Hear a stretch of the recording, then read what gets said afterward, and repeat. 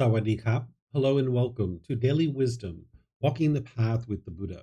Today is our Pali Canon and English study group where we study the words of the Buddha. We're in volume 12, chapters 11 through 20. Today we're going to be studying those through having a student in Zoom to be able to read the chapter. Then afterwards, I'm going to share some teachings on that, and then I'm going to open up to any and all questions that you guys might have related to that chapter. This is how we do the Pali Canon and English study group. So I'd like to welcome all of you guys, whether you're joining for the first time or you're joining regularly, and at the same time, invite anybody who's in Zoom to be able to volunteer to read this first chapter. If you'd like to raise your hand electronically, that would be helpful. And then when we get to the question period, if there's anybody who's in Facebook, YouTube, or Zoom, if you guys would like to ask questions, you can put that either in the comment section or you can electronically raise your hand and ask any and all questions that you like. Looks like Pat's volunteering to read this first one. So if you'd like to go ahead, sir, we'll go ahead and get started. Chapter 11. The perfectly enlightened one prohibits monks from boasting about a non-existence of state of further men in oneself. Whatever monk should speak of a condition of further men, attainment of jhanas or stage of enlightenment, to one who is not ordained, if it is a fact, there is an offense of wrongdoing. Okay. Thank you. Thank you, Pat. So here, this is the Buddha talking about ensuring that one isn't being arrogant or boastful, having conceit. Because if an individual went around and was bragging about any kind of attainments that they might have experienced, whether it be one of the jhanas or one of the four stages of enlightenment, there would be arrogance and conceit there. And that's not what one is interested in having as part of getting to enlightenment. You would need to eliminate your conceit. This is part of what we refer to as the ego. So he's giving guidance here to be able to help individuals to be able to understand this cause and effect or action and result, the natural law of Gama. Because if we ended up going out into the world with conceit, people would experience that and they wouldn't be interested in being around it. And we would experience people just pushing us away. This is what happens when people tend to be around ego is they tend to be disinterested in not hanging out with that person or spending time with that person, and you'll find that people will push you aside. So the Buddha helping you to be able to see this natural law of Gama, which is what all of his teachings are all about. Here, this is a teaching where he's helping his ordained practitioners to realize that it's unwise to share what your attainments are.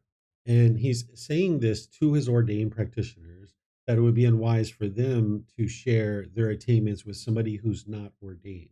The reason why is because within the ordained community, they will sometimes talk with each other about where they are on their journey to enlightenment because they're actually helping each other to understand the path to enlightenment and progress on the path to enlightenment.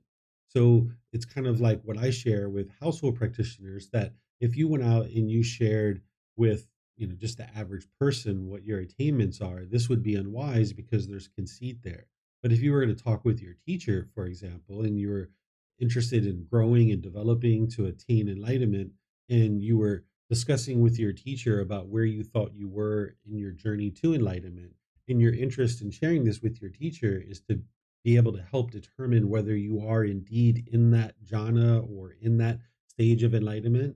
Your intention there is to cultivate wisdom and get help from a teacher versus just going out and just kind of being boastful or arrogant with people and bragging about what you think you've attained or what you haven't attained. It would be unwise to go out into the world and do that. And here you can see the Buddha talking about that here because as one experiences more and more improvement to the condition of their mind, it's not uncommon for there to be conceit to arise because you'll notice that your mind's becoming more concentrated, more focused, having clarity and deep memory. You'll have wisdom about things that other people in the world don't have wisdom about.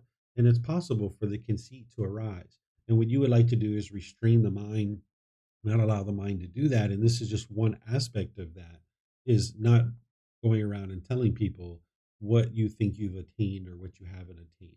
But if you were to talk with the teacher in order to get help and guidance, the intention here is different.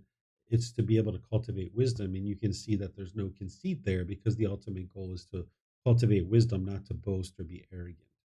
So let me know what questions you guys have here on this chapter. Remember, you can put that into Facebook, YouTube, or Zoom, or you can raise your hand in Zoom electronically and ask any and all questions that you like.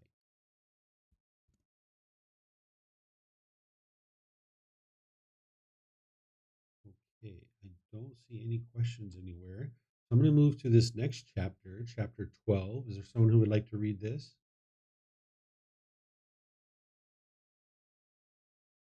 Okay, Samantha, go ahead, ma'am. Do not be judgmental regarding people. The perfectly enlightened one said to the Venerable Ananda, by reason of the female household practitioner Megasala states disagreement to the fortunate one that her father Purana was celibate, living apart, abstaining from sexual intercourse, but her paternal uncle Isiddhata was not celibate, not abstaining from sexual intercourse, but lived in a contented married life. When they died, the fortunate one also declared, they attained to the state of a once returner and have been reborn in the Tusita group of heavenly beings. Judgmental people compare them, saying, this one has just the same qualities as the other, so why is one worse and one better? This will be for their lasting harm and suffering. In this case, the person who is sweet-natured and has listened, learned, comprehended theoretically, and found temporary freedom is better and finer than the other person. Why is that? Because the teaching stream carries him along, but who can know this difference except the Tathagata? Therefore, Ananda, do not be judgmental regarding people. Do not pass judgment on people. Those who pass judgment on people harm themselves. I alone, or one like me, may pass judgment on people. Okay, thank you, Samantha.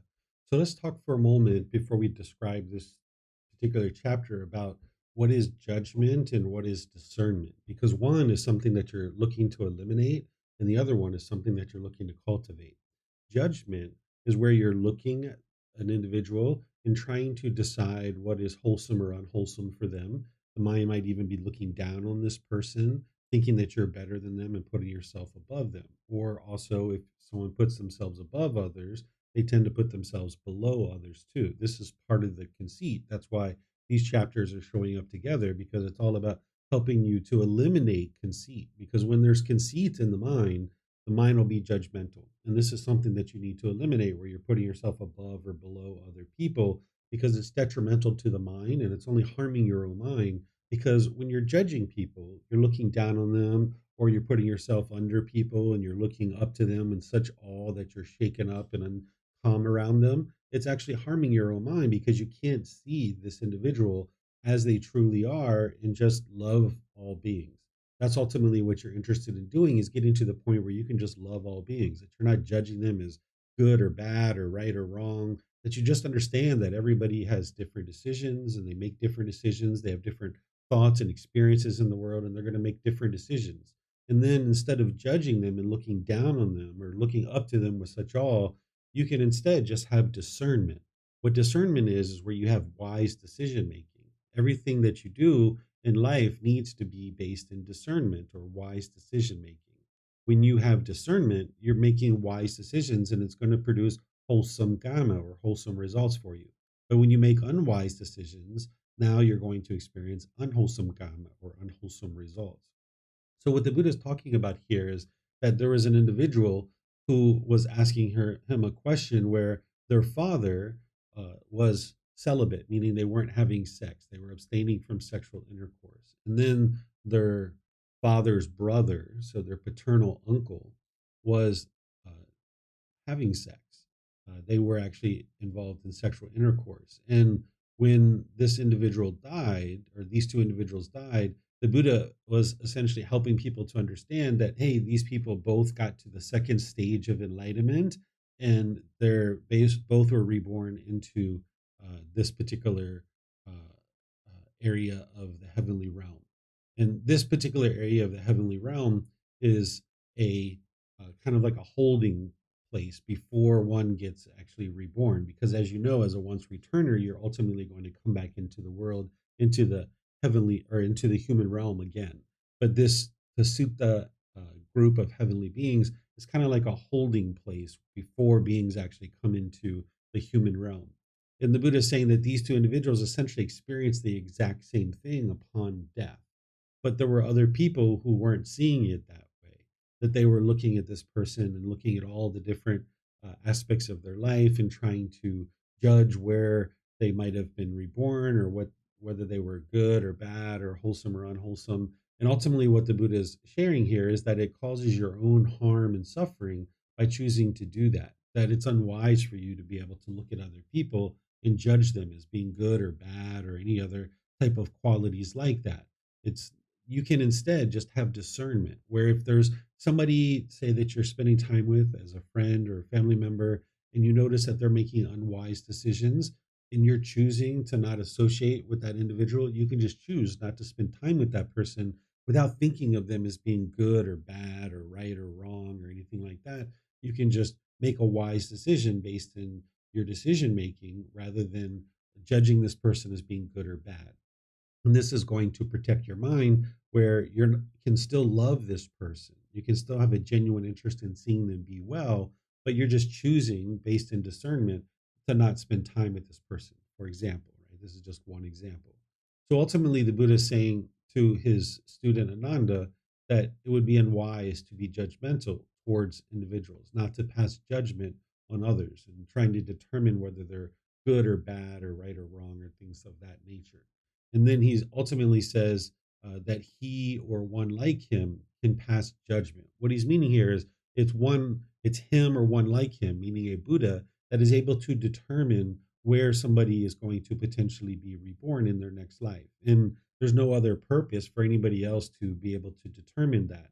Because if a regular average practitioner was to look at another person and try to figure this out, they're going to have to be judgmental and try to figure out all of these things where a Buddha would just know the answer to this question and they would only be sharing it in order to help people to learn and understand the path to enlightenment and how rebirth is occurring.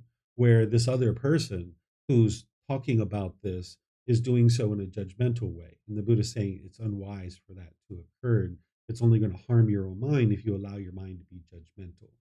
So you would like to eliminate any kind of judgment and move to discernment, where you're making decisions based in wisdom that are going to lead to wholesome results in your day to day life and not looking down on someone. Because if you look down on people, you're also going to sometimes look up to people and your mind's going to be shaken up or uncalm. Like maybe you go into your boss's office or maybe a famous celebrity or politician or something like this. You might be shaken up when you're around this type of person. Your mind's unstable and unsteady. And you would like to get to the point where your mind's unshakable, that it's stable and steady at all times. So let me know what questions you guys have here on this chapter. Remember, you can put that into Facebook, YouTube, or Zoom, or you can raise your hand in Zoom and ask any and all questions that you like.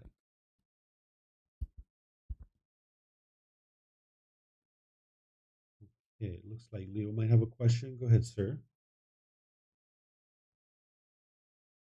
Yeah, thank you, David. I would like to ask something about the chapter before, if it's okay. Sure. Um, Yeah. yeah, and I just bumped into this Zoom meeting and don't know what it was exactly about, but I think you mentioned that people who have ego, other people don't like. I'm not interested in hanging out with this type of person. What about a person who has ego? Does he prefer to hang out with other peoples with ego? It seems like I know some communities in Germany, they tend to have more ego. And I think these type of people like to hang out with each other. And is it that they enjoy it more to hang out with other people who also have ego, and they avoid people who have less ego, more humble and so on? Or yeah, what are your thoughts about that? Yeah, it's not one way or the other in that kind of situation. There can be people that have a high degree of ego who enjoy hanging out with other people that have ego, but also a person with a lot of ego can also, clash with someone who has a lot of ego.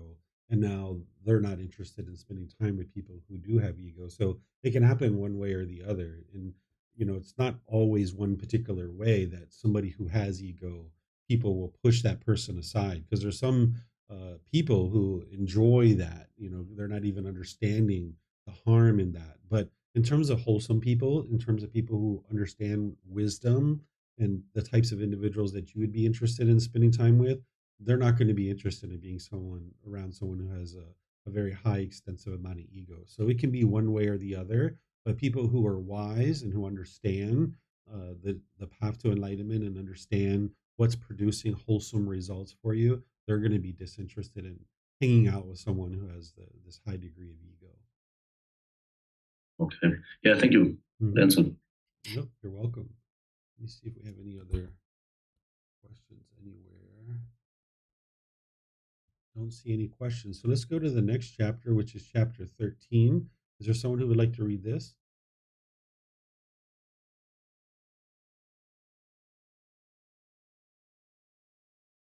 Okay. Looks like Samantha, and then we'll go to Pat for the next one after that.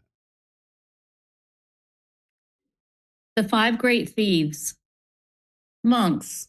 There are these five great thieves to be found in the world. What are the five?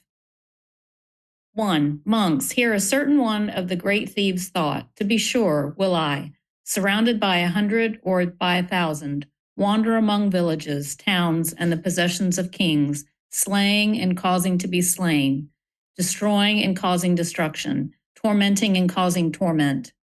He, in the course of time, surrounded by 100 or by 1,000, wanders among villages, towns, and the possession of kings, slaying and causing to be slain, destroying and causing destruction, tormenting and causing torment.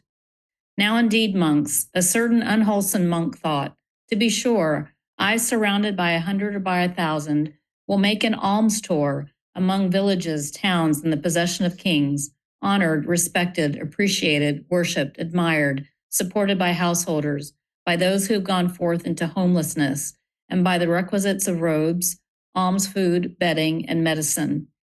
He, in the course of time, surrounded by 100, by 1,000, made an alms tour among villages, towns, and the possession of kings, honored, respected, appreciated, worshipped, admired, supported by householders, and receiving the requisites of robes, alms food, bedding, and medicine for those who go forth into homelessness. This, monks, is the first great thief found existing in the world. 2. Again, monks, here a certain unwholesome monk, having mastered thoroughly teachings and the discipline made known by the Tathagata, takes it for his own. This, monks, is the second great thief found existing in the world. 3. Again, monks, here a certain unwholesome monk blames a follower of the pure Brahma life, one leading the absolute pure Brahma life, for an unfounded breach of the Brahma life. This, monks, is the third great thief found existing in the world.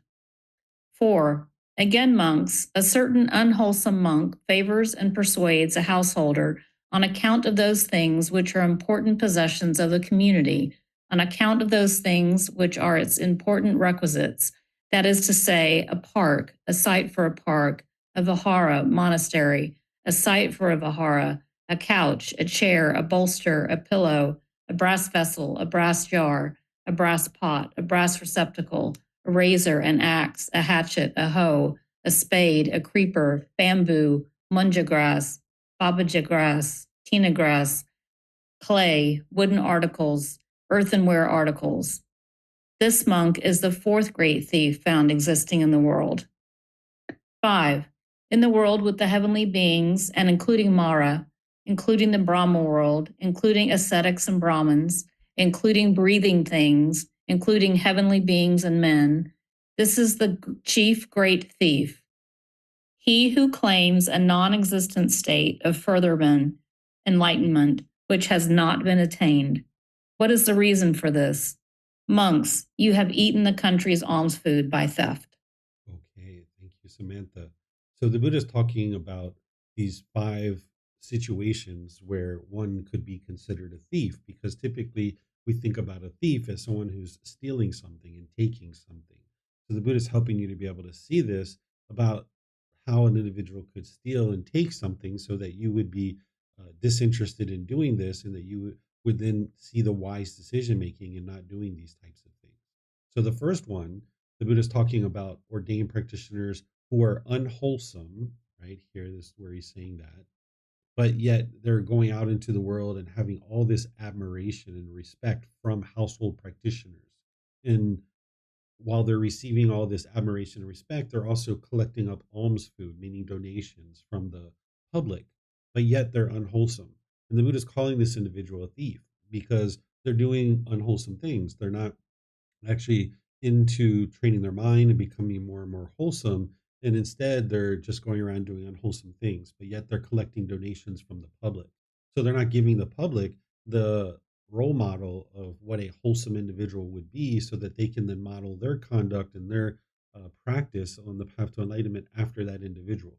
So by uh, an individual doing this, an individual, the Buddha is describing this as a person who's stolen, right? That they've taken this alms food because they're not giving anything back. They're not giving this role model as being a wholesome individual so that the people around them can cultivate wisdom.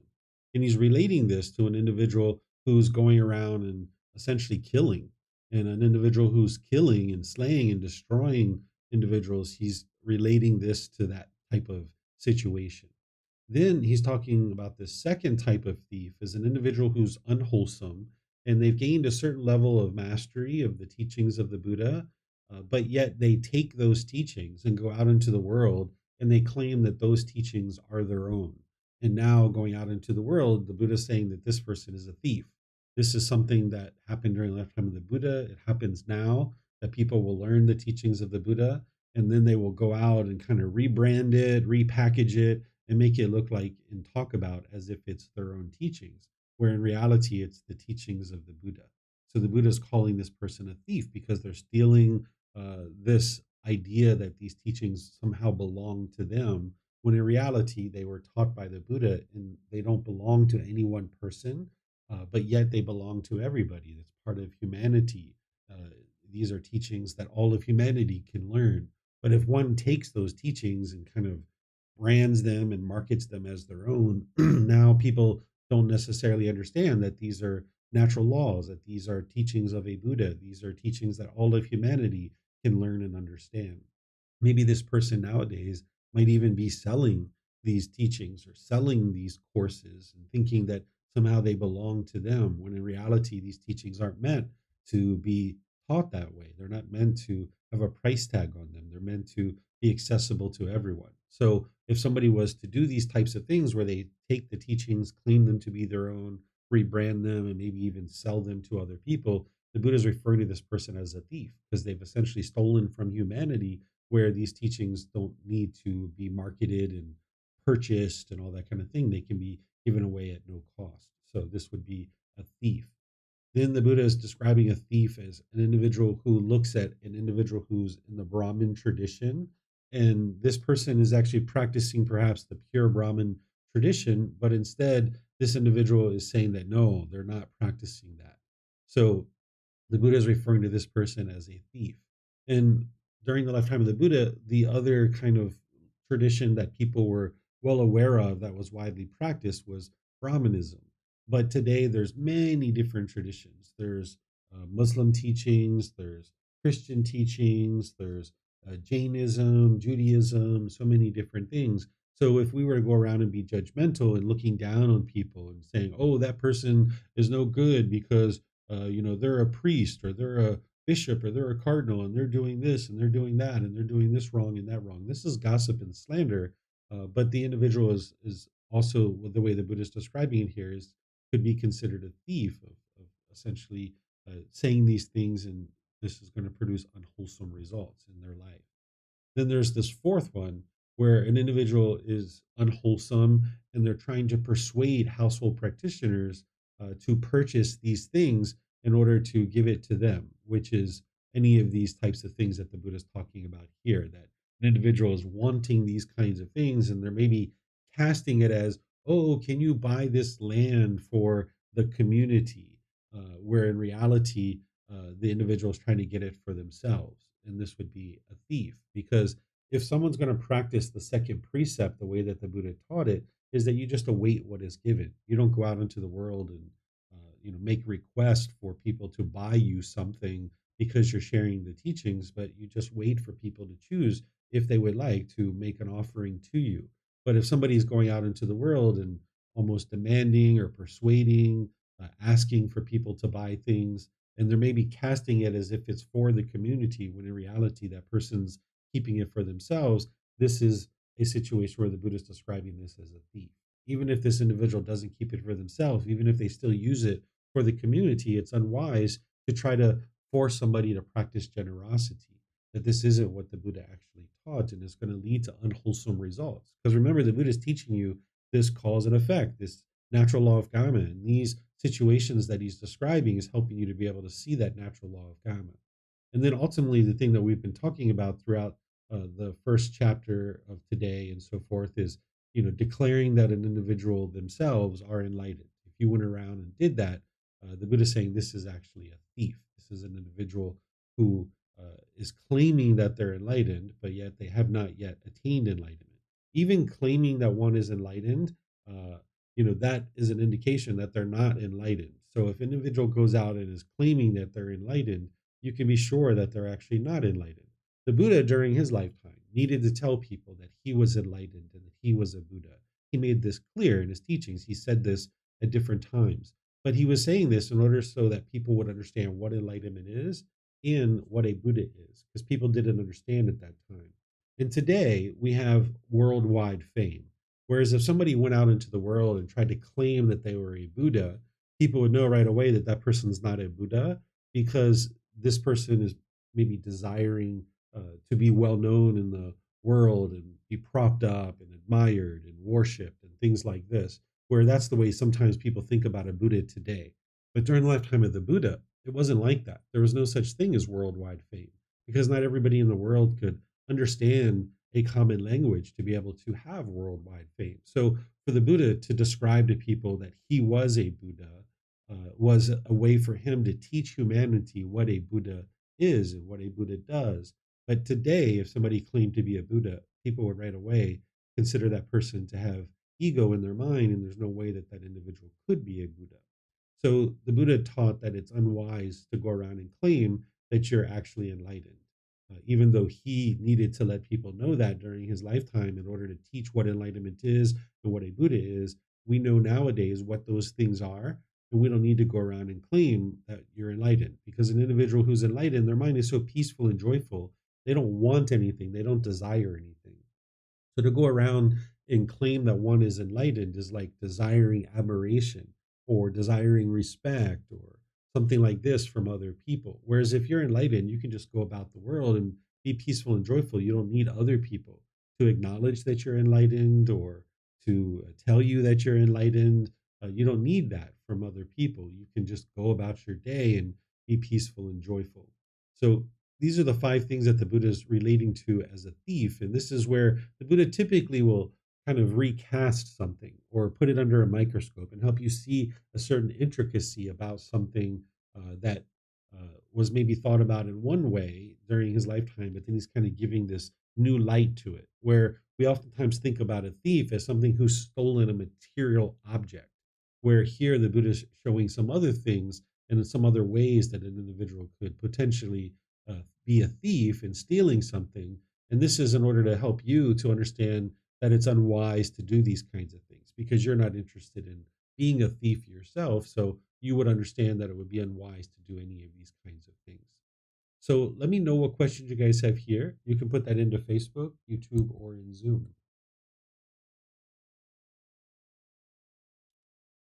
Okay, I'm not seeing any questions.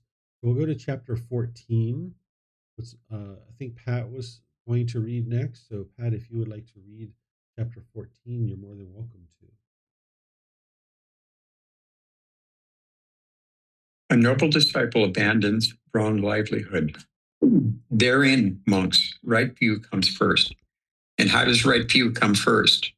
One understands wrong livelihood as wrong livelihood and right livelihood as right livelihood. This is one's right view. And what, monks, is wrong livelihood? Scheming, flattery, hinting, belittling, pursuing gain with gain. This is wrong livelihood. And what, monks, is right livelihood? Right livelihood, I say, is twofold.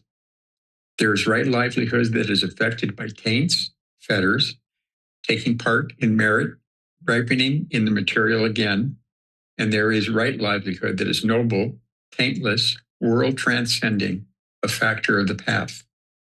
And what, monks, is right livelihood that is affected by taints, taking part in merit, ripening in the material gain? Here, monks, A noble disciple abandons wrong livelihood and gains his living by right livelihood. This is right livelihood that is affected by taints, taking part in merit, ripening in the material gain. And what, monks, is right livelihood that is noble, taintless, world transcending, a factor of the path? The desisting from wrong livelihood, the abstaining, refraining, withholding from it in one whose mind is noble, whose mind is taintless, who possesses the noble path and is developing the noble path. This is right livelihood that is noble, taintless, world transcending, a factor of the path. One makes an effort to abandon wrong livelihood and to enter upon right livelihood. This is one's right effort. Mindfully, one abandons wrong livelihood. Mindfully, one enters upon and resides in right livelihood. This is one's right mindfulness.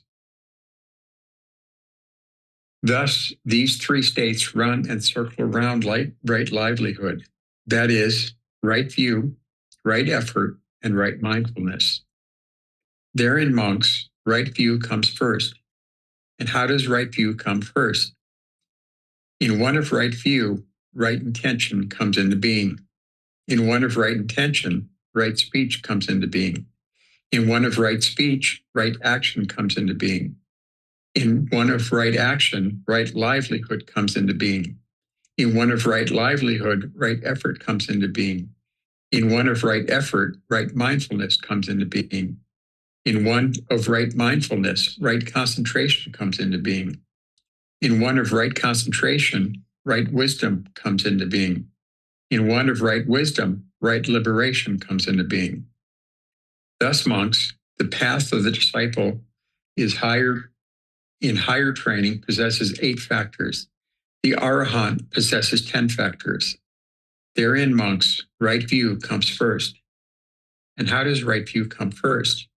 In one of right view, wrong view is abolished, and the many evil, unwholesome states that originate with wrong view as condition are also abolished, and the many wholesome states that originate with right view as condition come to fulfillment by development.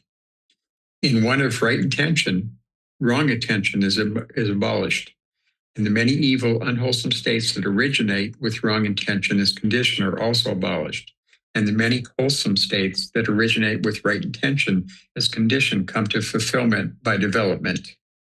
In one of right speech, wrong speech is abolished. In one of right action, wrong action is abolished. In one of right livelihood, wrong livelihood is abolished.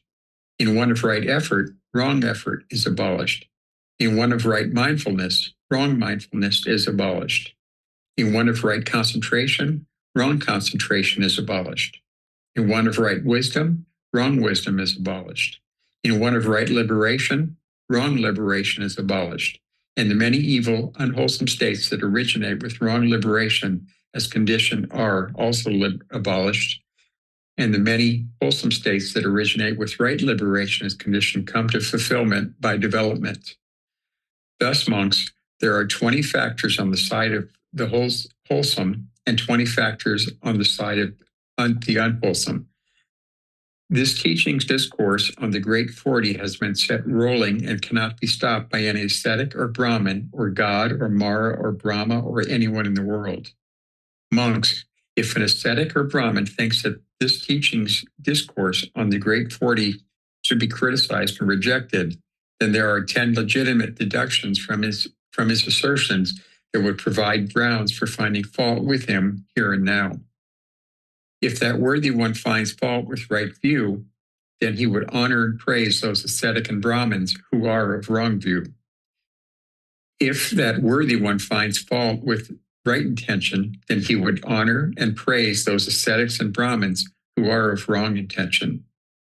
If that worthy one finds fault with right speech, then he would honor and praise those ascetics and Brahmins who are of wrong speech. If that worthy one finds fault with right action, then he would honor and praise those ascetics and Brahmins who are of wrong action. If that worthy one finds fault with right livelihood, then he would honor and praise those ascetics and Brahmins who are of wrong livelihood. If that worthy one finds fault with right effort, then he would honor and praise those ascetics and Brahmins who are of wrong effort. If that worthy one finds fault with right mindfulness, then he would honor and praise those ascetics and Brahmins who are of wrong mindfulness. If that worthy one finds fault with right concentration, then he would honor and praise those ascetics and Brahmins who are of wrong concentration. If that worthy one finds fault with right wisdom, then he would honor and praise those ascetics and Brahmins who are of wrong wisdom. If that worthy one finds fault with right liberation, then he would honor and praise those ascetics and Brahmins who are of wrong liberation. If any ascetic or Brahmin thinks that this teaching's discourse on the Great 40 should be criticized and rejected, then there are 10 legitimate deductions from his assertions that would provide grounds for finding fault with him here and now. Monks, even those teachers from Okala, Vasa, and Bahana who held the doctrine of non-casualty, the doctrine of non-action, and the doctrine of nihilism, would not think that this discourse of the teachings on the Great 40 should be criticized and rejected. Why is that? For fear of blame, attack, and evidence that they are incorrect. Thank you. All right. Thank you, Pat. So there's a lot going on in this discourse. So we're going to walk through it slowly so that you guys can understand each piece of it and kind of each segment of this particular discourse. This discourse is really honing in on the totality of right livelihood. Because as you guys might remember, back to when I teach the foundational classes about the Eightfold Path, I teach the first fold and the second fold of purification as it relates to wrong livelihood and right livelihood. I typically will teach the first fold of purification in those classes, and then I guide people to say, hey, if you're interested in the full teachings on right livelihood, you might consult volume 12, chapter 14. That is this chapter. So let's walk through first the first fold of purification, and then we'll talk about the second fold of purification. So here, the Buddha is saying that in order to make your way towards this right livelihood, remember, a livelihood is how you choose to sustain your life in the world because it's important to do so without causing harm. He's saying that that starts with right view, that you need to first understand right view, which is the Four Noble Truths. You can see that in the Eightfold Path, that he helps you to be able to see that in order to get to that first factor of right view, you need to cultivate the understanding of the Four Noble Truths, understanding that it's craving, desire, attachment that is causing your discontent feelings. That is to get to right view. And now, once an individual has right view, then an individual can understand wrong livelihood as wrong livelihood, and they can understand right livelihood as right livelihood. They can understand the difference between these two things because you understand that any kind of discontent feelings that you experience as part of right view is that it's coming from your own mind, that it's coming from your own cravings, desires, attachments.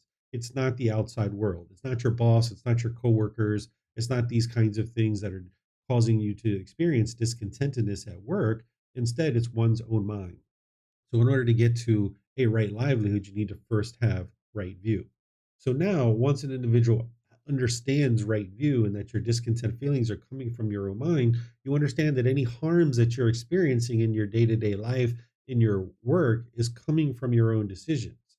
So, the Buddha guides you then to be able to understand to eliminate scheming, flattering, hinting, belittling, and pursuing gain with gain as part of a livelihood.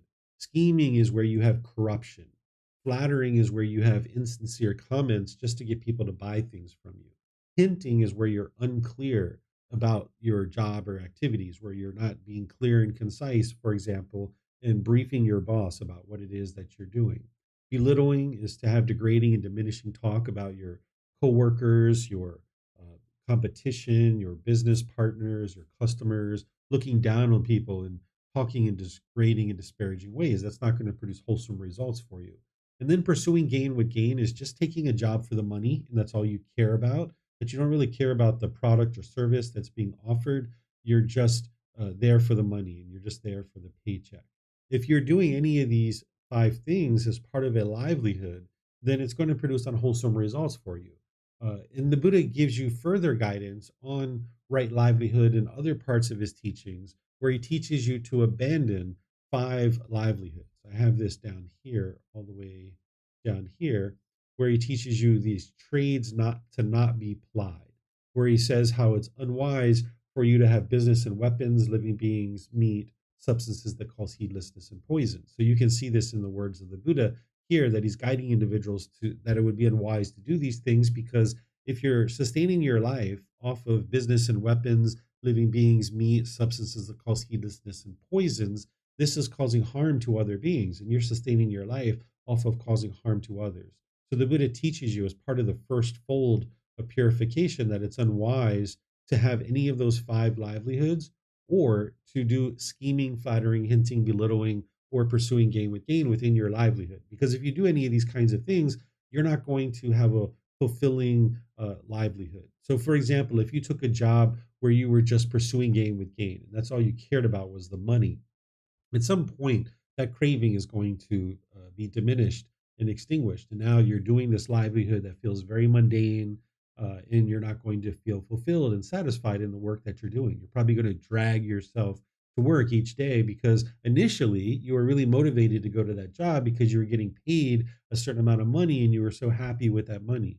But eventually that money is not going to create happiness for you anymore, and now you're going to want more and more and more and more. And you're not going to like this livelihood that you're functioning in any longer. You're going to now feel very bored and mundane in that livelihood.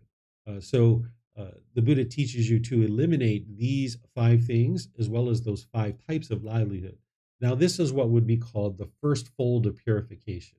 And you can see that here, where the Buddha says right livelihood has two folds, right? This first fold that he's talking about is a livelihood that is affected by the taints, meaning that you're making decisions still based in the pollutions of the mind, that you're actually practicing merit, meaning that you're practicing generosity to help the teachings of the Buddha be shared in the world so that other people can get access to those.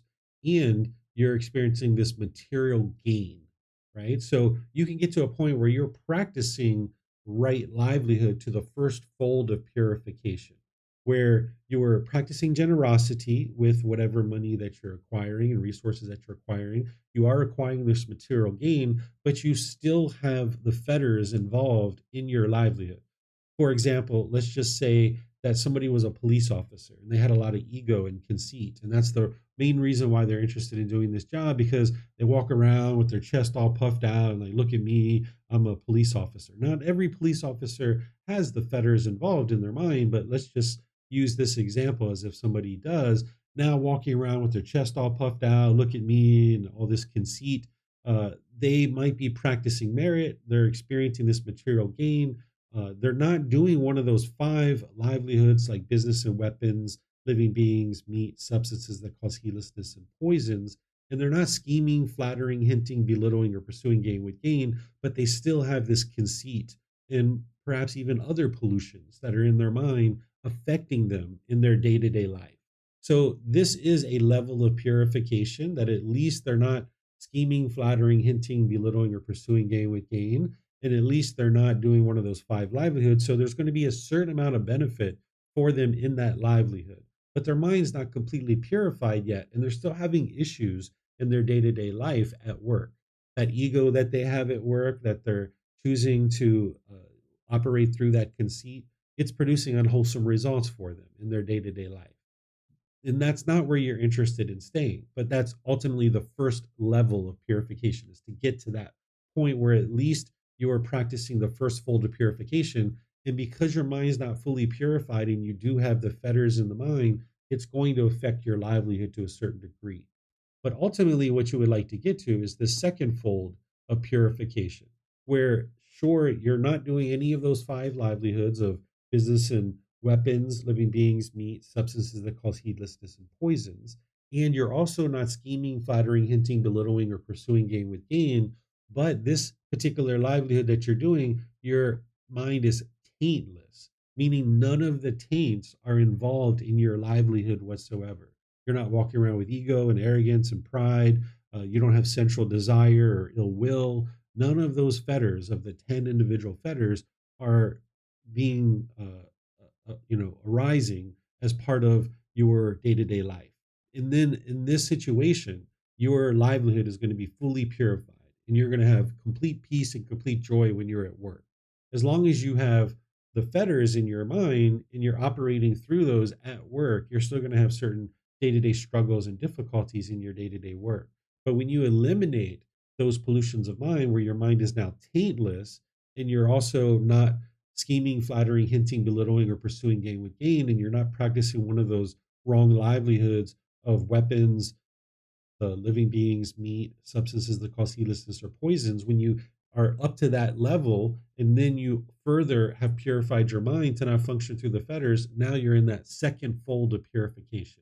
And that's the ultimate goal if you're going to experience enlightenment, that you need to get to this right livelihood that is taintless, that the pollutions of mind are completely eliminated in regards to your livelihood.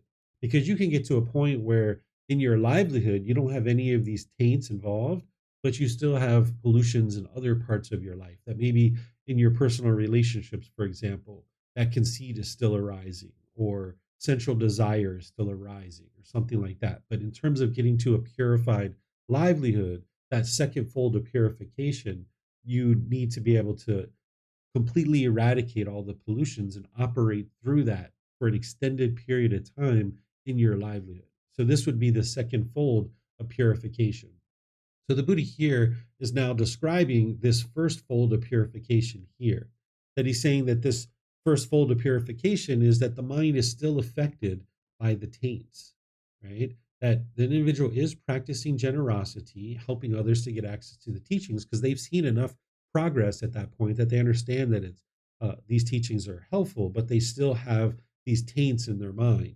And then they're also experiencing a certain amount of material gain as a result of that livelihood. So an individual is going to abandon any kind of wrong livelihood, meaning that they're not practicing scheming, flattering, hinting, or pursuing gain with gain, and they're not practicing the business and weapons, living beings, meat, substances that cause heedlessness and poisons. So this is the first fold of purification right here. And you would like to work to get to that point first. And that's an accomplishment for you to be able to experience that first fold of purification. But then you're not interested in stopping there. You would like to move further, where now the Buddha is talking about the second fold of purification, which is what we just talked about, that the mind is no longer experiencing pollutions at work, that the mind is taintless, right? And now you're going to be fully enthused with the work that you're doing. You're going to have ambition and motivation. It doesn't even feel like work anymore. You're collecting money, perhaps. You're collecting a certain amount of, of, of ability to sustain your life, but that's almost secondary to what it is that you're actually doing in your livelihood, that you feel fully enthused and motivated and having ambition to do this work. It almost doesn't even feel like work anymore, that you enjoy it so much. That's when you know that your mind's in this right livelihood because it doesn't even feel like work. Okay. So now, once one has applied right effort to abandon wrong livelihood and they enter upon this right livelihood, they've done so through right effort. So, right effort is really important because that's where you're eliminating certain unwholesome qualities and cultivating certain wholesome qualities. So, in order to get to a right livelihood, you're going to need to apply right effort. You're not going to be able to get to a right livelihood without right effort. So, you're tweaking all of these factors at one time in order to be able to move the mind to any particular aspect of the path. Then the Buddha is saying that this mindfulness is helping an individual to accomplish right livelihood as well. Because in order to apply right effort, you need to have right mindfulness, where you have awareness of mind.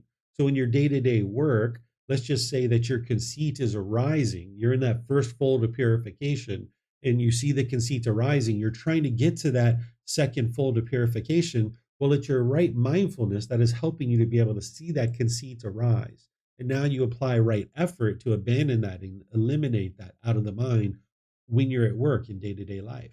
So it's your right effort and your right mindfulness that is going to actually help you get to a right livelihood, because you need to be able to see these mental objects, these pollutions arising in your day to day livelihood in order to be able to abandon those so that now you can fully purify the mind and get to that second fold of purification. So then the Buddha is saying that right livelihood essentially has right view, right effort, and right mindfulness that is going to help you to be able to accomplish right livelihood. Because you need that right view to be able to understand anything that's happening at work, it's coming from your own mind, that it's not other people that are causing these things. And then you need that right effort and right mindfulness so that when your pollutions are arising in your day-to-day work, you eliminate those and cut it out so that that way you can ultimately purify the mind and experience peace and joy in your day-to-day work. Your work doesn't have to be a drag. It doesn't have to feel like you're dragging yourself to work every day. You can thoroughly enjoy the work that you're doing. So then the Buddha goes on further and he talks about right view coming first. And now, once an individual has right view, there's these other factors that come into play. This is where I share with you guys, you can see it in other discourses where the Buddha says it very clearly, where he talks about how when he teaches a brand new student, he teaches them right view first. That right view comes first. That's why whenever I teach brand new students, I always start with right view first, because that's what's going to allow all these other factors to come into play. That you're not going to be able to cultivate right intention, for example, if you don't first have right view. So all of these factors are building one on another on another. And he ultimately gets to down here where he talks about right wisdom and right liberation. This is part of the tenfold path. It's the eightfold path that is leading to enlightenment. But by the time someone gets to enlightenment, they're actually going to be practicing an extra two factors, which is right wisdom and right liberation. You can see that down here in this next sentence that he says that the path of the disciple in higher training possesses eight factors, right? So when someone's making their way towards this higher training, they're practicing the eightfold path. But the Arahant, the enlightened being, is practicing the tenfold path. They have 10 factors. This right wisdom and right concentration are the extra two factors. There's nothing to teach you there in terms of like with right intention, for example, there's three aspects, right? There's the intention of renunciation, non ill will, and harmlessness. And you would be able to understand what those things mean, and then you would be able to practice those. And that's what's going to then help you to be able to practice right speech, for example. And then when you're understanding right speech, you understand there's four aspects there of eliminating lying, slander, harsh speech, and frivolous speech. And then there's more detail, of course, with the five factors of well-spoken speech and others. So each of these factors in the Eightfold Path, there are certain aspects to each one of them, and there's a certain practice that you need to learn and practice to be able to accomplish that. Right wisdom and right liberation aren't that way. That what right wisdom is you will be practicing right wisdom when you fully cultivate the Eightfold Path. When you fully understand the Eightfold Path and you're fully practicing the Eightfold Path for an extended period of time, and your mind is completely awake to the path to enlightenment, now an individual has right wisdom. Right wisdom is to fully understand the path to enlightenment, and you understand it inside and out, backwards and forwards. You understand it 100%. And you can talk about it with ease because you understand it so well. So that's what right wisdom is. So there's nothing extra to teach you about right wisdom because right wisdom is a culmination of all the other teachings of the Buddha that once an individual learns all those teachings, independently verifying them and practicing them on a day-to-day basis, they will then be practicing right wisdom. Now, if an individual has right wisdom, they fully understand the path to enlightenment, they will then be experiencing right liberation. What right liberation is where your mind's completely liberated, that it no longer experiences any discontent feelings, that the mind's completely free, there's no pollutions in the mind is now liberated, that it's completely peaceful, calm, serene, and content with joy. The mind is enlightened. So an arahant, an enlightened being, is practicing right wisdom. They fully cultivated the wisdom of the path, and because of that, their mind is now liberated. They're experiencing right liberation. But that comes from having understood and practiced the entire Eightfold Path. So the Eightfold Path is what's leading to the culmination of right wisdom and right liberation. So you can see that because I've mentioned that throughout this program a few times, but you can see it here in the words of the Buddha, how an individual is practicing the Eightfold Path, but an enlightened being is practicing the tenfold path. So now the Buddha goes on further from here, that with right view coming first and understanding the things that we've talked about so far, an individual then starts to culminate other wholesome states, and they're further developing the mind. And the Buddha is now going through and talking about by one understanding right view, for example, they abolish wrong view. By understanding right intention, they abolish wrong intention, and so forth and so on, that they now fully cultivate the entire path. And this is what's going to lead to one's enlightenment. And these are the 20 factors that is going to lead to your enlightenment. That by having right speech, you've abolished wrong speech. And that's what the Buddha is saying down here, that there's these 20 factors for the wholesome. But then there's these 20 factors for the unwholesome. And he calls this discourse the Great 40, right? This is a teaching that he taught to be able to help people to see what is wholesome and what is unwholesome regarding the Eightfold Path and be able to practice it in that way. And the Buddha is saying that if an individual gets to the point where they understand this Great 40, this discourse of the Great 40, they understand that that this is the truth, that this is actually what leads to the complete liberation of the mind, that an individual would not be able to criticize or reject this teaching because they've understood it fully.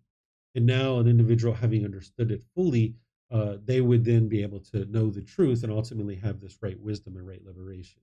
But an individual who finds fault in this right view, meaning that they don't understand it, they haven't fully cultivated the wisdom about it, then they're going to honor and praise someone who has wrong view. So this connects back to what Leo was asking earlier.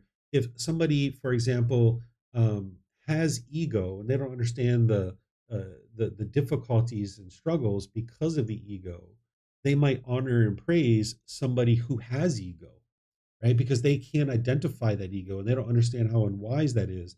So someone with ego might choose to spend time around somebody who has ego, right? So it's the same thing, is that if somebody doesn't understand what right view is, they might honor and praise somebody who has wrong view, right? If someone has any of these other qualities, let's just say if someone finds fault in right speech, they don't understand the harms in lying, slandering, harsh speech, and frivolous speech. They don't understand the 5 factors of well-spoken speech, speaking at the proper time, what you say is true, gentle, beneficial, with a mind of loving kindness. If someone finds fault in the Buddhist teachings on right speech, that means they haven't fully cultivated the wisdom of it. They're not actually practicing it. They don't actually see the benefits of it because they haven't fully cultivated their mind. And now that person will potentially honor and praise people who have wrong speech. Maybe someone's regularly speaking with profanity or degrading and diminishing and belittling others. And people might think that, look at this person, they're so funny, they're degrading and diminishing other people. So this individual who finds fault in right speech, it's because they haven't understood it, they haven't cultivated the wisdom about it, and they haven't practiced it to see the transformation that is going to occur to your own mind and in your relationships. So therefore, they're going to honor and praise people who have wrong speech because they don't understand the wisdom of it. And the Buddha is saying the same thing about each one of these factors, right? Someone who doesn't understand and finds fault with right wisdom. It means that they don't have right wisdom. They don't fully understand it. So therefore, people who have wrong wisdom, they're going to praise that person. Or someone who finds fault with right liberation, right? Right liberation is the mind's completely peaceful and joyful. Where if somebody has wrong liberation, meaning that their mind still gets angry and frustrated and agitated or annoyed, someone could honor and praise that person. Wow, look at them. They're so emotional. They're so passionate about their work. They're crying. They're so impassioned with their work. Wow, I really admire that person. Well, that's somebody who doesn't understand right liberation, understanding that that discontentedness is shaking up the mind and it's ultimately going to lead to unwholesome results. Sometimes you might see a celebrity or a political leader who gives an impassioned speech where it might be real bitter and harsh and hostile and degrading and diminishing. It might even get emotional to the point of crying. And some people admire that kind of thing. And they think, wow, that person's such a great leader. But that's because they don't understand right liberation. So therefore, they're going to praise and honor someone who has a wrong liberation. Right? So now the Buddha is basically getting to the point where he's talking about an individual who understands the Great 40 wouldn't be able to criticize or reject what he's teaching because they fully cultivated their mind and they understand that their mind's completely liberated. It's no longer experiencing discontentedness. They've attained the final goal of this enlightened mental state. Then he's saying, even those teachers who are learning from these other people, and these other people during the lifetime of the Buddha weren't teaching the true path to enlightenment. They were teaching other teachings that weren't the actual teachings. One of them was teaching a doctrine of non causality, meaning what this individual was saying is that there's no such thing as the natural law of karma, that it's not cause and effect that leads to any particular result. And this other individual was teaching a doctrine of non action, that it's not your actions that lead to any particular result. And then this third person was teaching this nihilism, which I don't remember 100% of what that is, but maybe some of you guys do. I don't recall. I've looked this up at one point, but he was teaching this particular doctrine. And the Buddha is saying, even those people who don't understand the natural law of karma, who don't understand these other teachings, even they wouldn't criticize or reject this great 40 because they understand that if they did reject it, that they would have this blame attack and there would be evidence to prove that they're incorrect because the teachings of the Buddha are independently verifiable. So if these individuals criticized or rejected this discourse on the Great 40, then it would be very easy to prove that they're incorrect. So this is a discourse that is going really deep into some of the teachings of the Buddha, as you guys can see. But ultimately, what you would like to be able to get out of this is what is the first fold of purification for your livelihood, and what is the second fold of purification. And if you don't understand what those two things are, let me know because you would like to understand those two things because ultimately you're going to need to get to the second fold of purification. The third thing that you can understand from this discourse is what is right wisdom and right liberation. Because the other 8 factors you've learned in other settings where I've taught those. But here you would need to be sure that you understand what right wisdom and right liberation is because by the time you get to enlightenment, you're going to be practicing those 2 factors of the path. So those are essentially what you would like to look at with this discourse, and making sure that you draw conclusions and understand those 3 things. What is the first fold of purification of livelihood? What is the second fold? And what is right wisdom and right liberation? If you understand these 3 things, then you've gained the wisdom that you need from this discourse, and now you can practice that. So let me know what questions you guys have on this particular chapter. Remember, you can put that into Facebook, YouTube, or Zoom, or you can raise your hand in Zoom and ask any questions that you like. Okay, looks like Marcy has a question. Go ahead, ma'am. Hello, Teacher David. So I have been working as a CNA for approximately 3 years now. And I mean, it's just something that I just enjoy. There's no like, oh, I've got to go to work. It's just enjoyment. And I see the benefits that it provides to the people that I care for. But my question to you is it beneficial for me to say and recognize I have completed the first fold of right livelihood, the first fold there? Is that beneficial for me to say? It's helpful for you to know for yourself that you've gotten to Okay. this first fold of purification because then you know the work that you need to do from this point forward is in the second fold. You need to be able to make sure that when you're being asked to stay with a certain client or a certain patient. I think you call them clients. That you don't have any disgruntledness, you don't have any frustration, you don't even have the slightest annoyance when you're dealing with your work on a day-to-day basis. And no aspect of your work, whether it's your drive to work, whether it's your time at the job, whether it's afterwards, that there's no guilt, there's no shame, there's no fear, there's no frustration, there's not even the slightest little bit of ickiness or discontentedness related to that particular job that you're doing. If somebody dies, you don't have any discontentedness related to that, that you just understand that this is impermanence. Whereas if your mind's holding on to your client and they die, you'll experience discontentedness, and that's based in the mind still having pollutions within your livelihood. So once you know that you've accomplished the first fold of purification, now you know that you really need to pay attention with your mindfulness or awareness of mind to then apply right effort in your day-to-day work. And this is what's ultimately going to lead to your right livelihood because now you can fully purify your mind throughout your day-to-day work and you can really pay attention to that. So if you've already accomplished the first fold of purification, now it's a matter of kind of stamping out any residual pollutions that are at play in your livelihood. well, then maybe Teacher David, you could help me try to identify something here. So, not only do I have private clients, but I have a position within a facility. And I've been with this facility for a little while now. And I have been able to, uh, I don't want to even like say create, but an environment that at one time on this shift was very hostile. There was a lot of animosity. And, you know, myself personally, I did not partake in that stuff. And I just focused in on what the importance of the job was.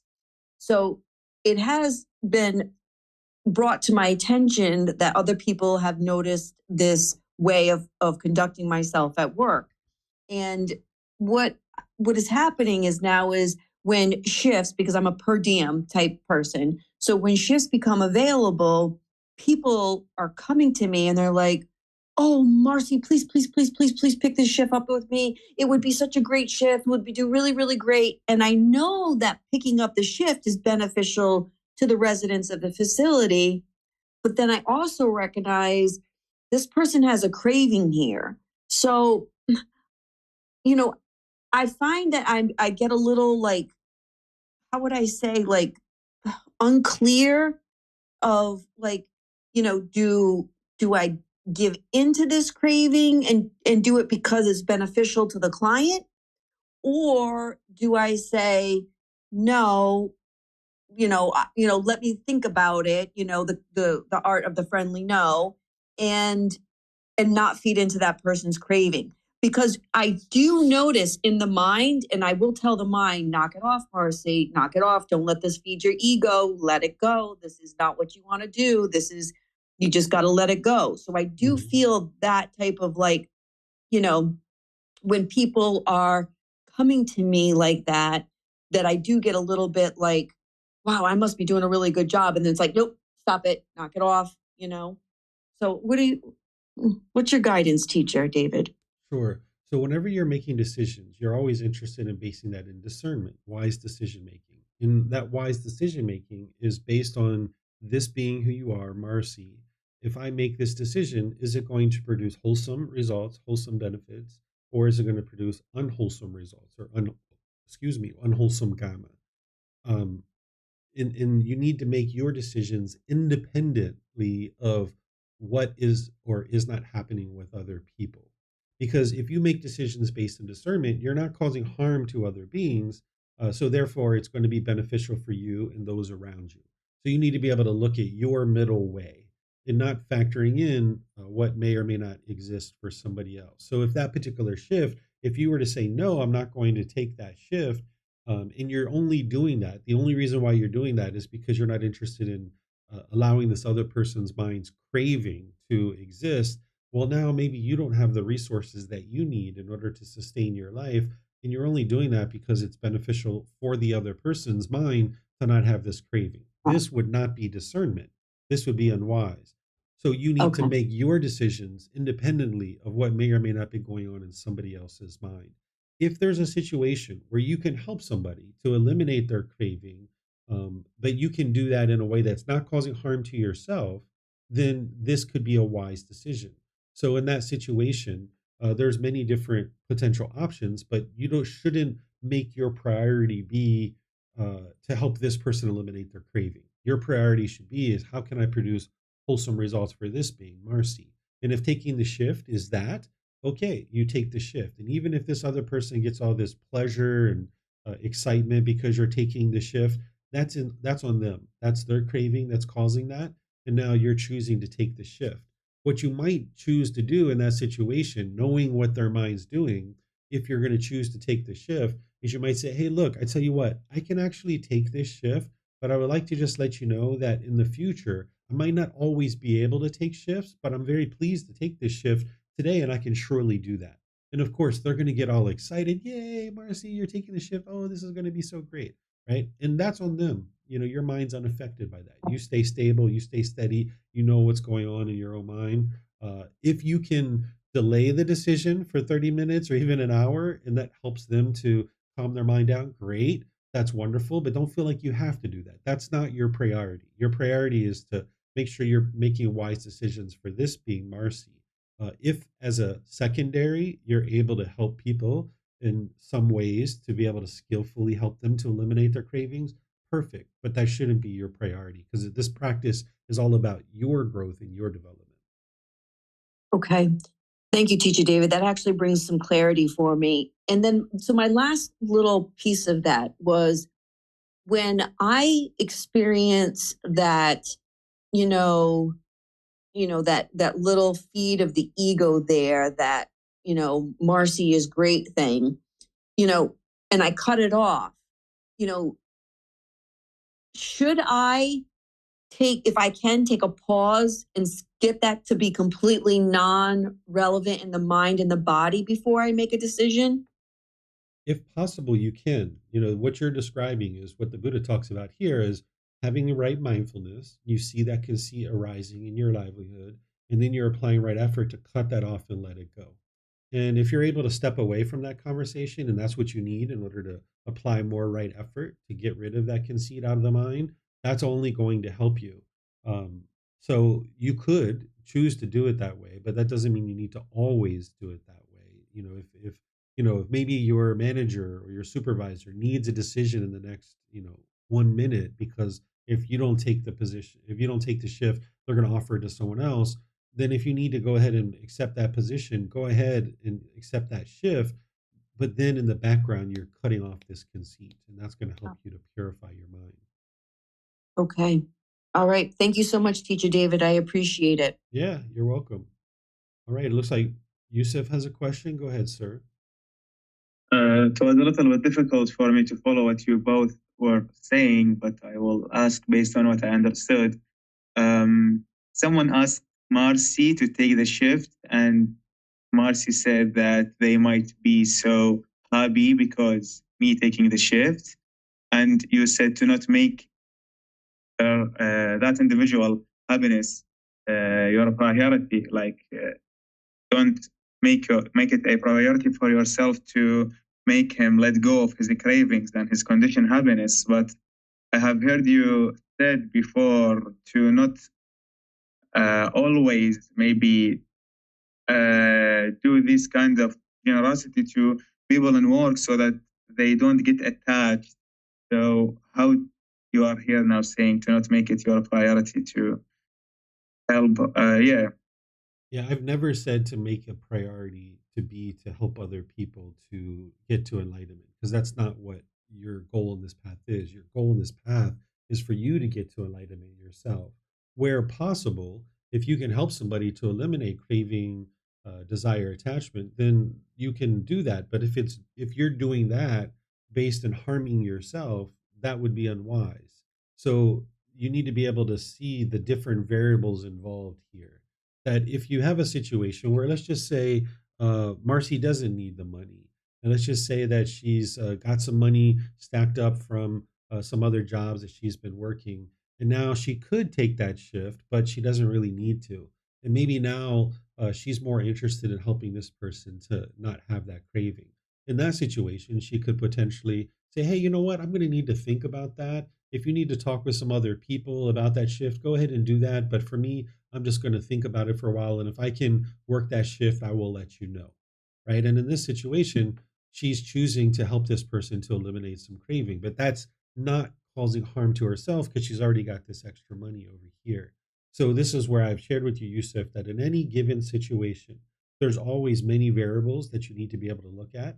The Buddhist teachings are never always do it this way and never do it that way. That's absolutes. That would be a permanent decision in every single situation. But you understand the universal truth of impermanence and that there's many different variables, and you need to look at all those variables moving to this higher consciousness and make decisions in any one given way.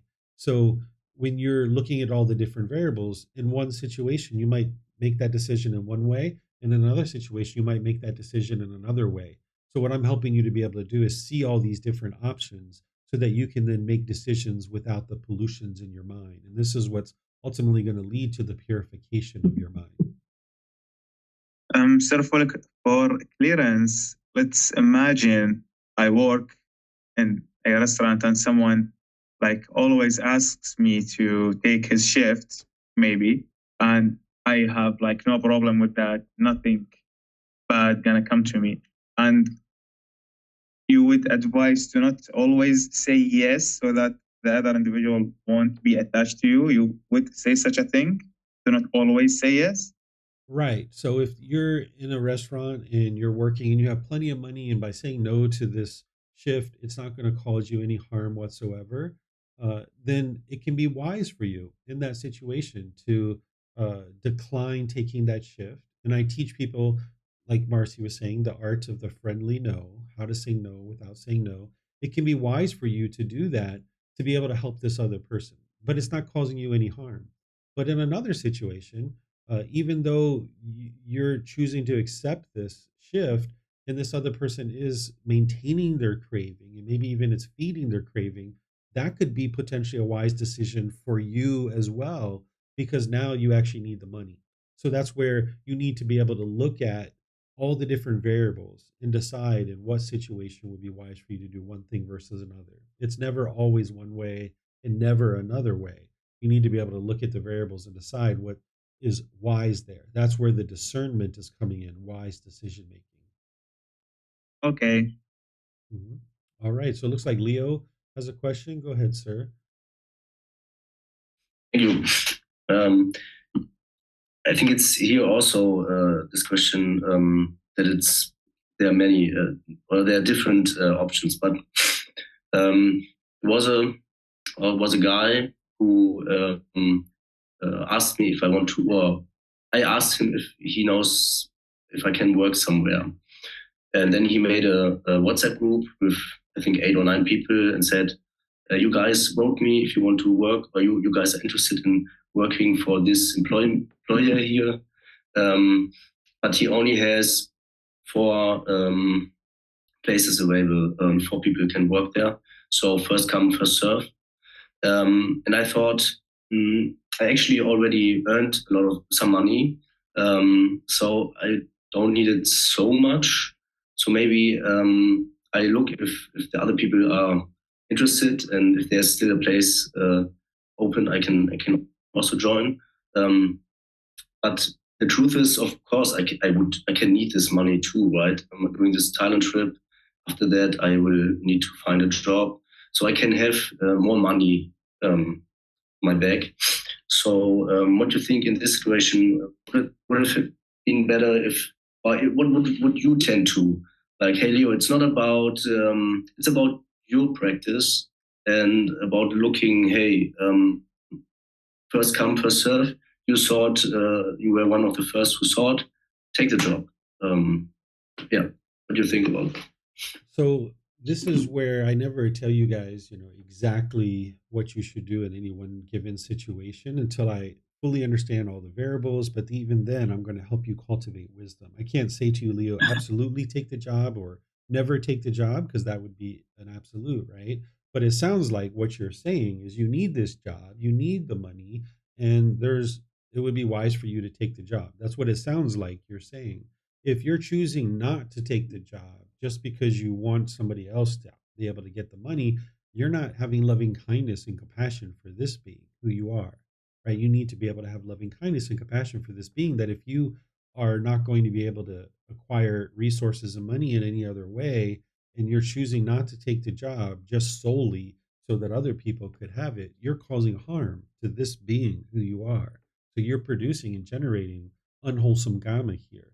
So you need to be able to set all that aside and be able to decide for yourself, is this wise for you to take this job? And if this is the job that you can take and you have the ability to take it and you have the skills to take it, there's no harm in you taking that job. And if somebody else is not able to get the job because you've taken it, you haven't caused any harm there, because, like you said, it's first come, first serve. So you need to decide for yourself whether that's the job that is wise for you, whether that's what you would like to take, and you make your decisions independently of other people, that you don't prioritize somebody else, because in describing this, somebody might think that, oh, this sounds selfish, No, it's not selfish to take care of this being and make sure that you take care of this being.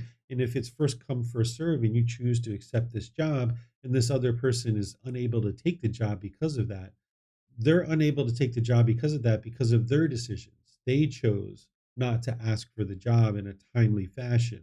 It was their decisions that led to their inability to get that job. It wasn't your decisions that led to the inability of them getting the job. So you need to be able to make wise decisions that are going to produce wholesome karma for you. Okay. Mhm. I'm not sure if I really generated unwholesome karma here, because as I shared in the beginning, I already had enough money for the trip in Thailand and for the life afterwards in Germany back.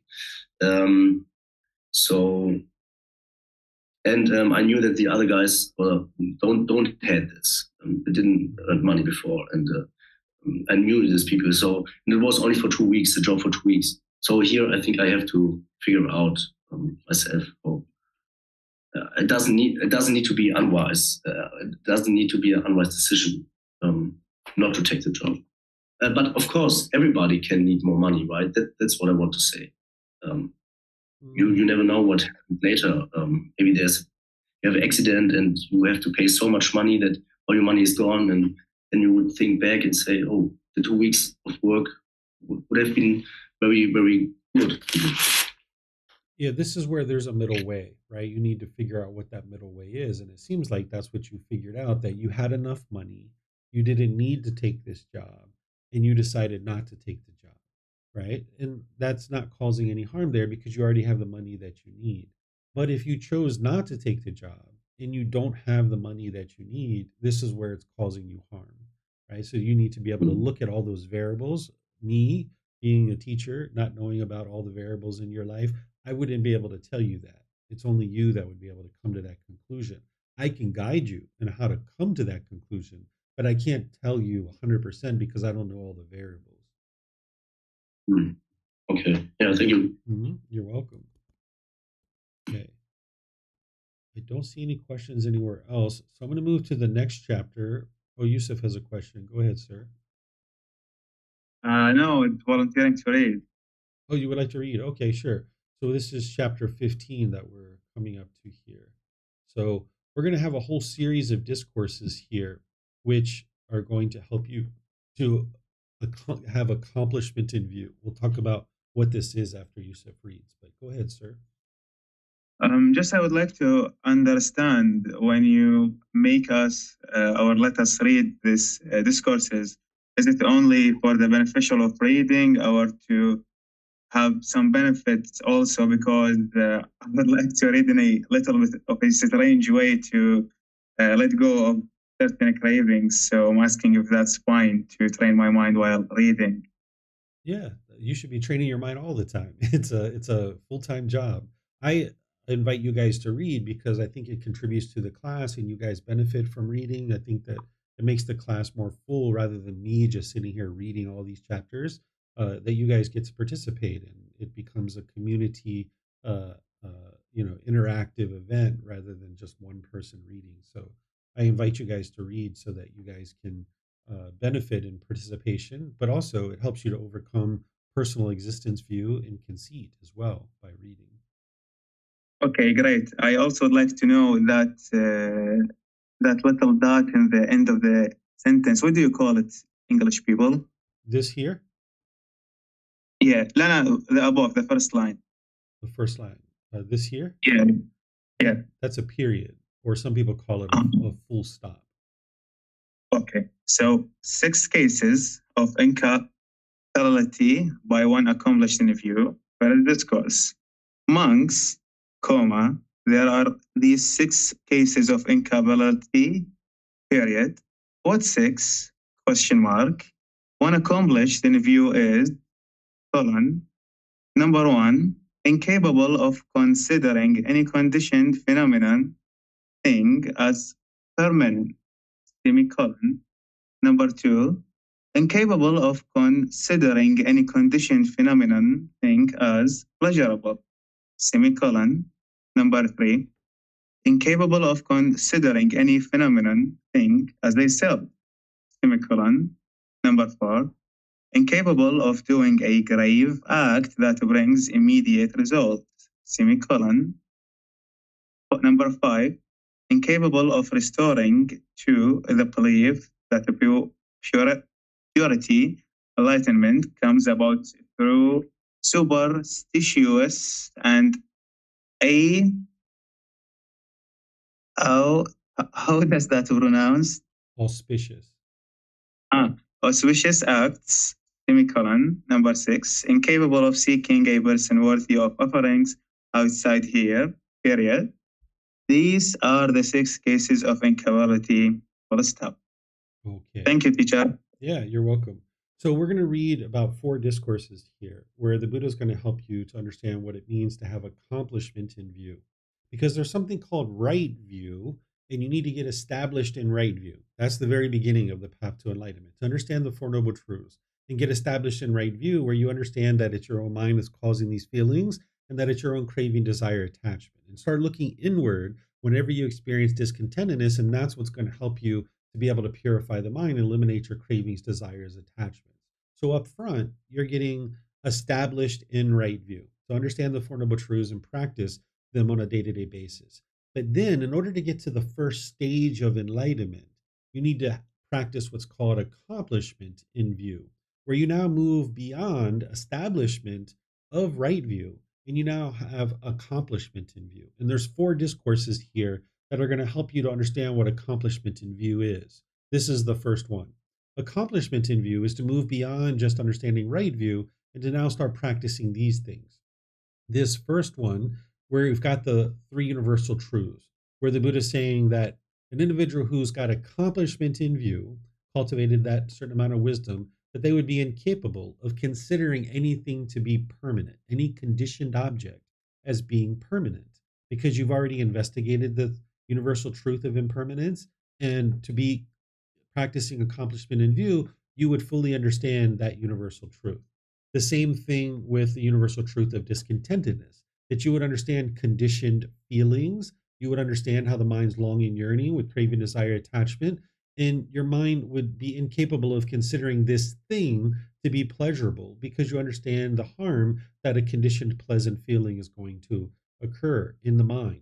By the time you get to enlightenment, you understand that the mind is experiencing unconditioned happiness and unconditioned joy, but in terms of conditional objects, you would be incapable of considering an object to be pleasurable because you understand, like, for example, this car is impermanent.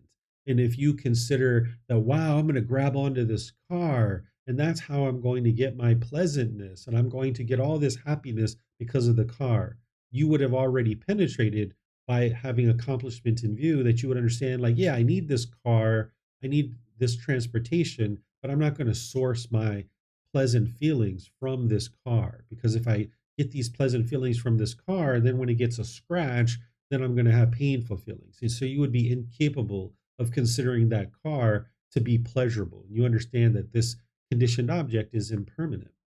Then you would be incapable of considering any object to be a self, that you understand that this body is not you, this mind is not you, that you can't identify any one particular thing that is a self, right? Then beyond that, there's these 3 additional ones in this particular discourse where you're incapable of doing a grave act that brings immediate results. You're going to understand this here in a moment because the Buddha flushes this out here in the next discourse, where some people refer to these things as the 5 heinous acts or the 5 heinous crimes. You'll see what that is in a moment. But the Buddha is saying if you have accomplishment in view, you would be incapable of doing one of these acts. So we'll explain that in a moment. That if you have accomplishment in view, you would be incapable of resorting to the belief that enlightenment comes about through superstitious and auspicious things. That's because by the time you get to accomplishment in view, which is the first stage of enlightenment, which is one part of that you would have already deeply penetrated into dependent origination. And you would understand the underlying problem that you're working to eliminate is ignorance. And that you know that in order to eliminate your ignorance, you need to cultivate wisdom. That's what's going to completely dismantle dependent origination. So you know that in order to get to enlightenment, you need to cultivate wisdom. through learning, reflecting, and practicing. And there's no amount of rites, rituals, ceremony, worship, or prayer, these superstitious or auspicious acts, that's going to lead to the cultivation of wisdom. So by the time you've penetrated dependent origination and you've got to accomplishment in view, you would be incapable of resorting to the belief that enlightenment comes through rites, rituals, ceremonies, worship, prayer, any kind of superstitious or auspicious acts, because you understand that your ultimate goal to get to enlightenment is to cultivate wisdom. And those things don't lead to wisdom. Then you would be incapable of seeking a person worthy of offerings outside of the community of the Buddha. That's what he means by outside of here.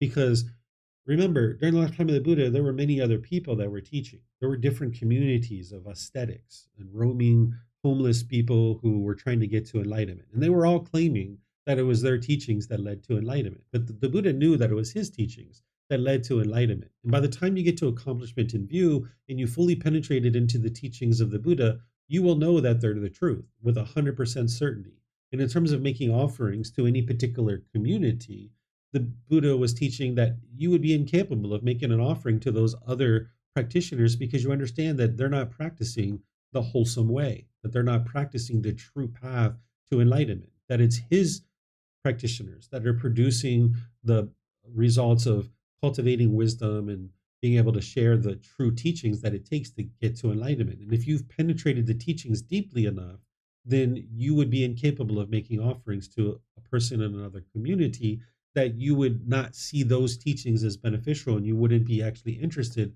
in supporting those, that instead you would be interested in supporting the true teachings and the true way to get to enlightenment.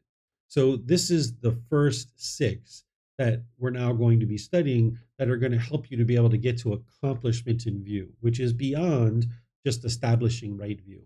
Do you guys have any questions on any of these? Okay, I don't see any questions. So now we'll go to the next one. Is there someone who would like to read these?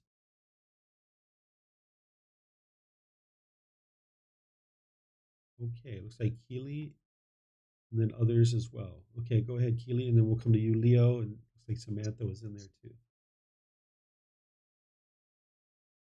Thank you.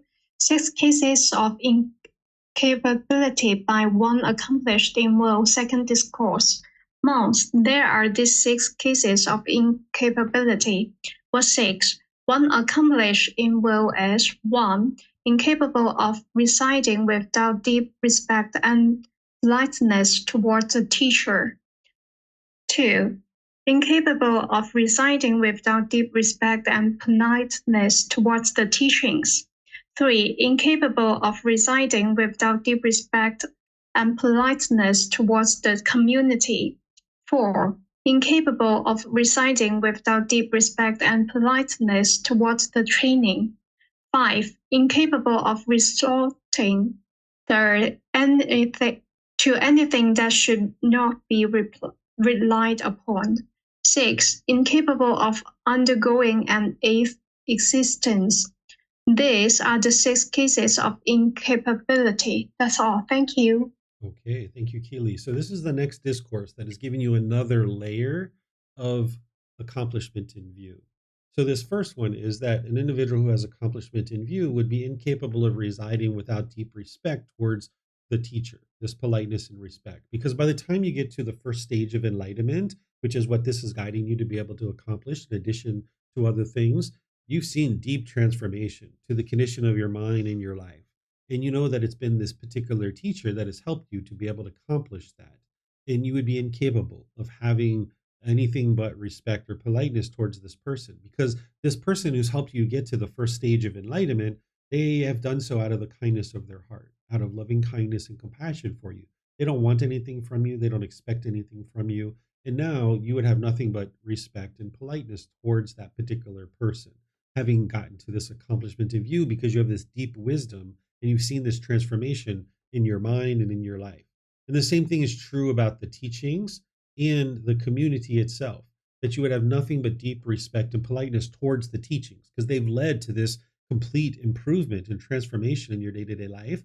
In this community of people that you're part of, you've benefited from that community, that you've learned things from different people, not maybe overtly or directly, but maybe just observing people and the way that they interact in their day-to-day life in terms of the way they interact, and you have learned something from that and modeling some of that conduct. So you've benefited from having this teacher, the teachings, and being part of a certain community, and it's produced this beneficial result of transformation in your mind. You're not been enlightened yet, but you've seen enough transformation that you have nothing but politeness and respect for the teacher, the teachings, and the community. Then the training itself as well. The training being the Eightfold Path, the dependent origination, and all these other teachings, you would have nothing but deep respect and politeness for these things. Then, by getting to accomplishment in view, you would be incapable of resorting to anything that should not be relied upon. What this means is that you're incapable of making a decision that isn't based in truth, that you aren't going to make a decision unless you know the truth. And if that means delaying your decision until you collect up all the information to be able to then make a wise decision, that's what you would choose to do. Because by the time you get to accomplishment in view, you're going to understand the natural law of karma to a certain level of detail. And you understand any decisions that you make, it's going to produce a certain result, either wholesome or unwholesome. And if you make a decision that's not based in truth, that has assumptions or perceptions or false truths in there, then you're going to trip and stumble and you're going to make an unwise decision, and it's going to produce unwholesome results in your day-to-day life. So by the time you get to this accomplishment in view, you're going to be able to make sure you think through all the decisions you make, and you're only going to be able to make decisions when you fully have all the truth. So you'll be incapable of resorting to anything that should not be relied upon, because you're independently verifying any aspects of this decision that you're making, ensuring that you're making wise decisions. And then by the time you get to this accomplishment in view, your mind is in the first stage of enlightenment. So you would be incapable of having an eighth existence, because in that first stage of enlightenment, an individual will either continue on their way and actually get to enlightenment in that life, or when they're reborn, they're going to be reborn a maximum of 7 times in order to be able to then get to enlightenment. So an individual would be incapable of getting to an eighth existence by the time they get to this accomplishment in view. So let me know what questions you guys have here. Okay. Looks like Leo might have a question, or are you interested in reading the next one? I also would like to ask a question, but it would be has nothing to do with the chapter here. Yeah, based on our timing, if we can just keep with what we're studying today, and then if you have questions that doesn't pertain to what we're studying today, then maybe we can talk after class or another day. Sure. All right. Okay, then I start with reading here. Okay, perfect. So this is chapter 17. 6 cases of incapability by one accomplished in view. Monks, there are these 6 cases of incapability. What 6? One accomplished in view is: first, incapable of depriving his mother of life. Second, incapable of depriving his father of life. Third, incapable of depriving an arahant of life. Fourth, incapable of shedding the Tathagata blood with the mind of hatred. Fifth, incapable of creating a division in the community. Sixth, incapable of acknowledging another teacher. These are the 6 cases of incapability. Okay, thank you, Leo. So getting to accomplishment in view is to have learned and practiced a certain amount of the teachings to get to that first stage of enlightenment. And by the time you get there, you will have understood the natural law of karma, of cause and effect.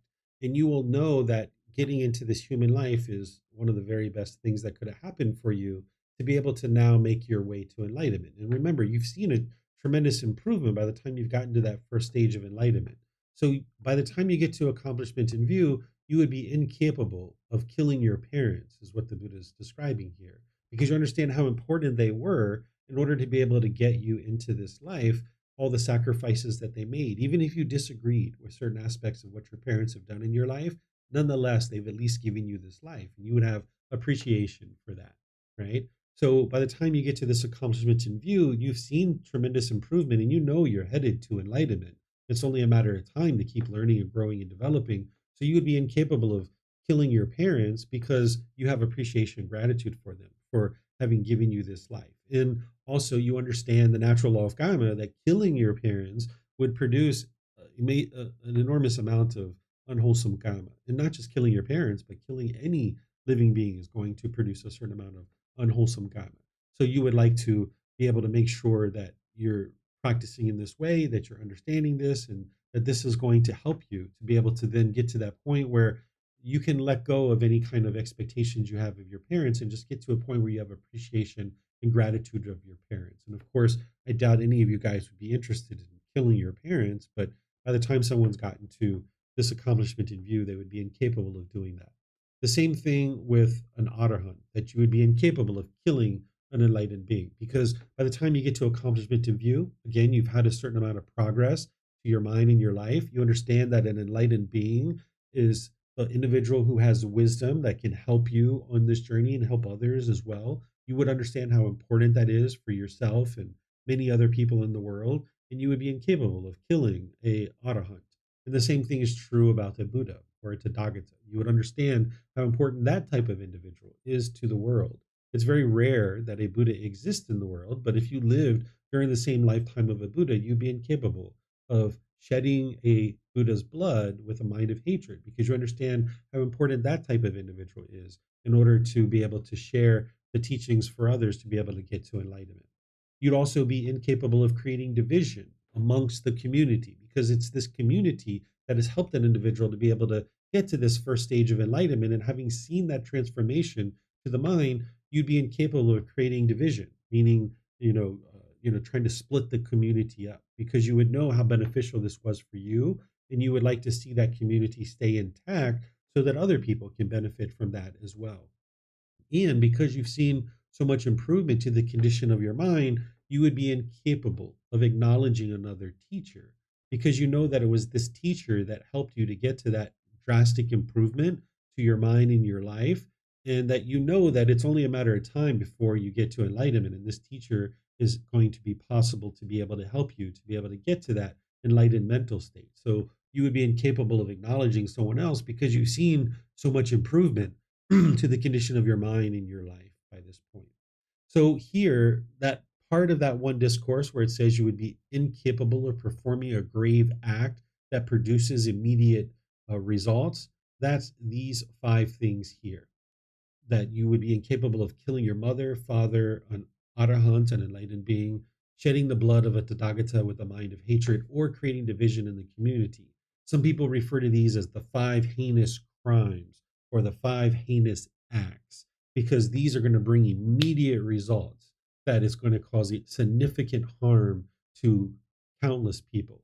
So this is what that was referring to. So any questions on these 6?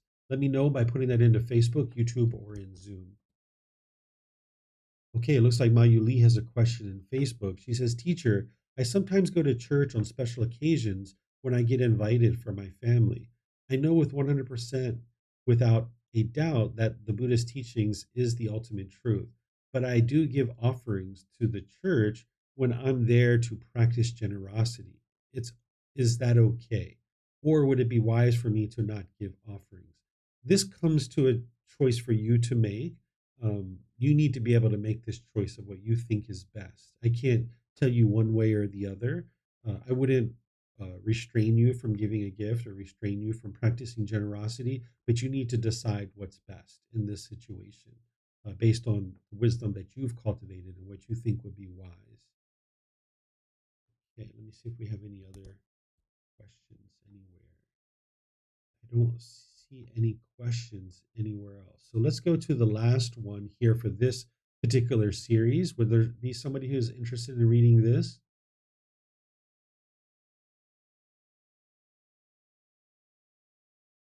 Okay, looks like Samantha and Keely. So I'll go ahead with you, Samantha. Then Keely, if you'd like to read the next one, we can have you read the next one. 6 cases of incapability by one accomplished in view, 4th discourse. Monks, there are these 6 cases of incapability. What 6? One accomplished in view is 1, incapable of resorting to the view that pleasure and pain are made by oneself.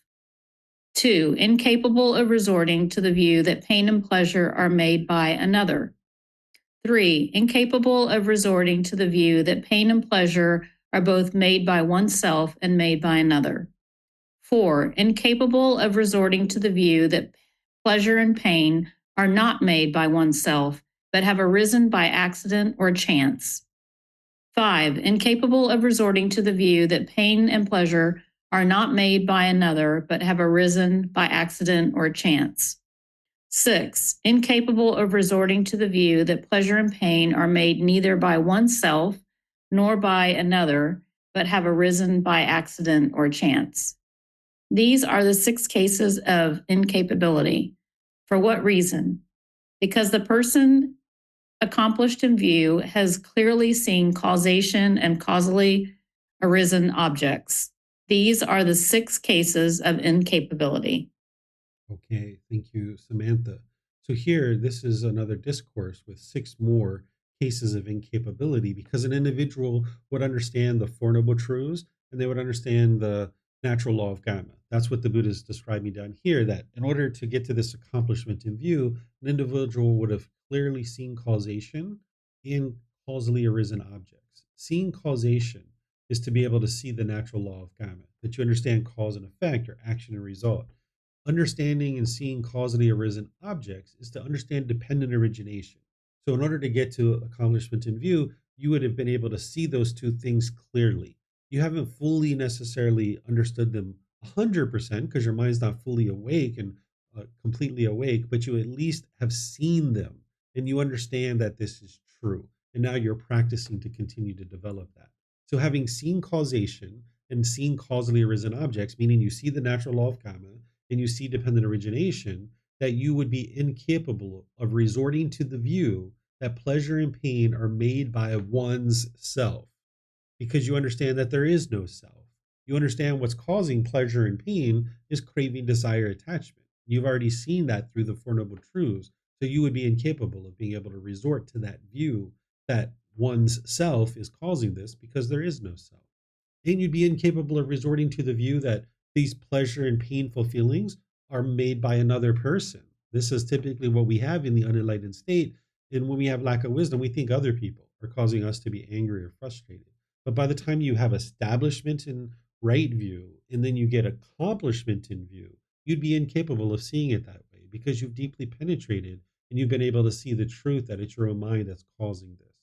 And then you'd be incapable of resorting to the view that pleasure and pain are both made by oneself or made by another, right? Because you understand that that's not true. You understand that this pleasure and pain are not made by oneself, but have arisen by accident or chance, because you know it's craving, desire, attachment that's causing that. You would be incapable of resorting to the view that pleasure and pain are not made by another, but have arisen by accident or chance.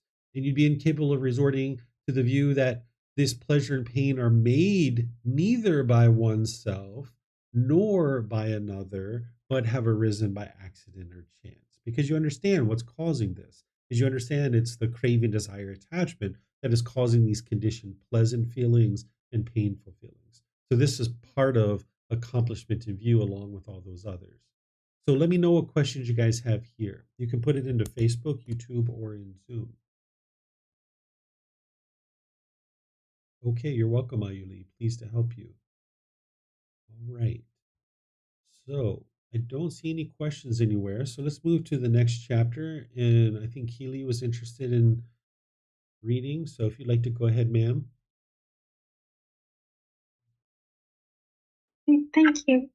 6 benefits in realizing the fruit of stream entry.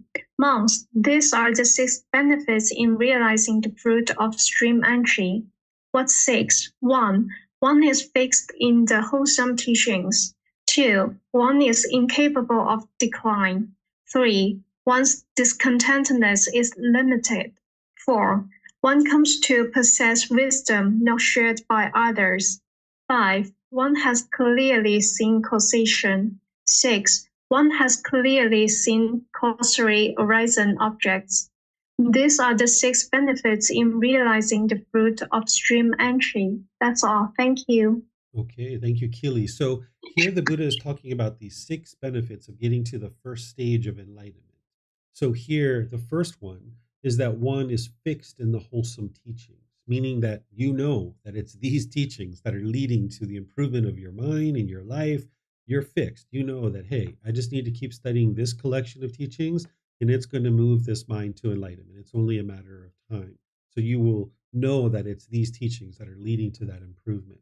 By the time you get to the first stage of enlightenment, your mind is incapable of decline or regression.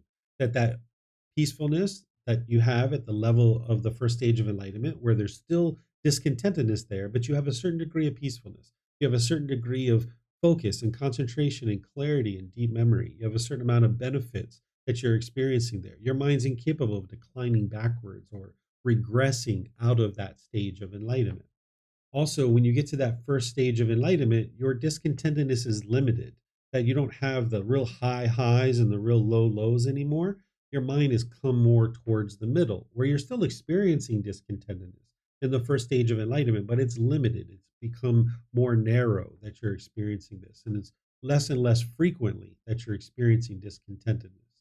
You also have certain wisdom that other people don't have because you've cultivated wisdom about the Four Noble Truths, the Eightfold Path, the natural law of Gamma, dependent origination, so many other teachings. And other people don't have this wisdom. And this is where you really need to keep the ego in check because the conceit can arise here that you realize that this problem that someone is struggling with and having so many difficulties, you see it as so simple and so easy that it's just impermanence. That's all it is.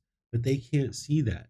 And this is where you need to be able to maintain your humbleness because your mind's going to have wisdom that other people don't have. And they're going to be really struggling with something very minimal that you find to be so easy. So you're going to need to be able to keep your ego in check and make sure that your conceit isn't arising, understanding that, yes, you do have wisdom that others don't have. And you need to arise this loving kindness, this genuine interest in seeing them be well, and arise this compassion, which is concern for their misfortune. Then by the time you've gotten to this first stage of enlightenment, you will have clearly seen causation, meaning you've clearly seen the natural law of karma. You're not fully awake to it at this point, but you've clearly seen it and you know that it's true. And the same thing about dependent origination, that you've clearly seen causally arisen objects, that you've penetrated it and you know that it's true and you've cultivated the wisdom about it, but you haven't completely dismantled it yet, but you know that it's true. So these are the 6 benefits of having gotten to this first stage of enlightenment that the Buddha is sharing. Essentially, one of the ways you can think about this first stage of enlightenment is that you've collected up all the things that you need in order to be able to get to enlightenment itself. You're still going to need guidance. You're still going to need help from a teacher, and you still need to be part of a community, but you would have gathered up all the things that you need in order to be able to make your way to enlightenment. The way I think about it is like base camp in Mount Everest. You don't just stumble into the base camp of Mount Everest.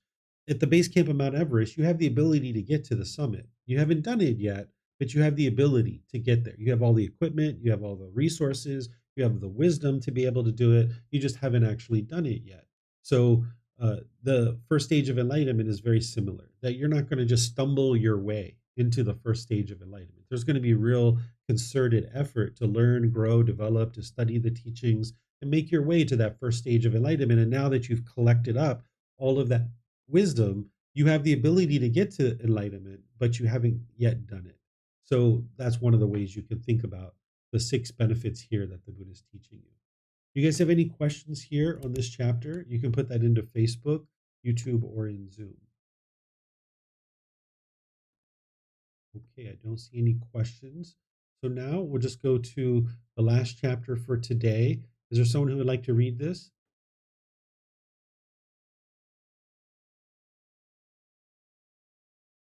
Okay, Samantha. So I'm probably going to guide you in this because this is actually quite a long chapter here. There's quite a bit of different things. I'm going to kind of pause you at a certain point as we go in the chapter, Samantha. Okay. 3 wrong views about sectarian tenets that a noble disciple must abandon.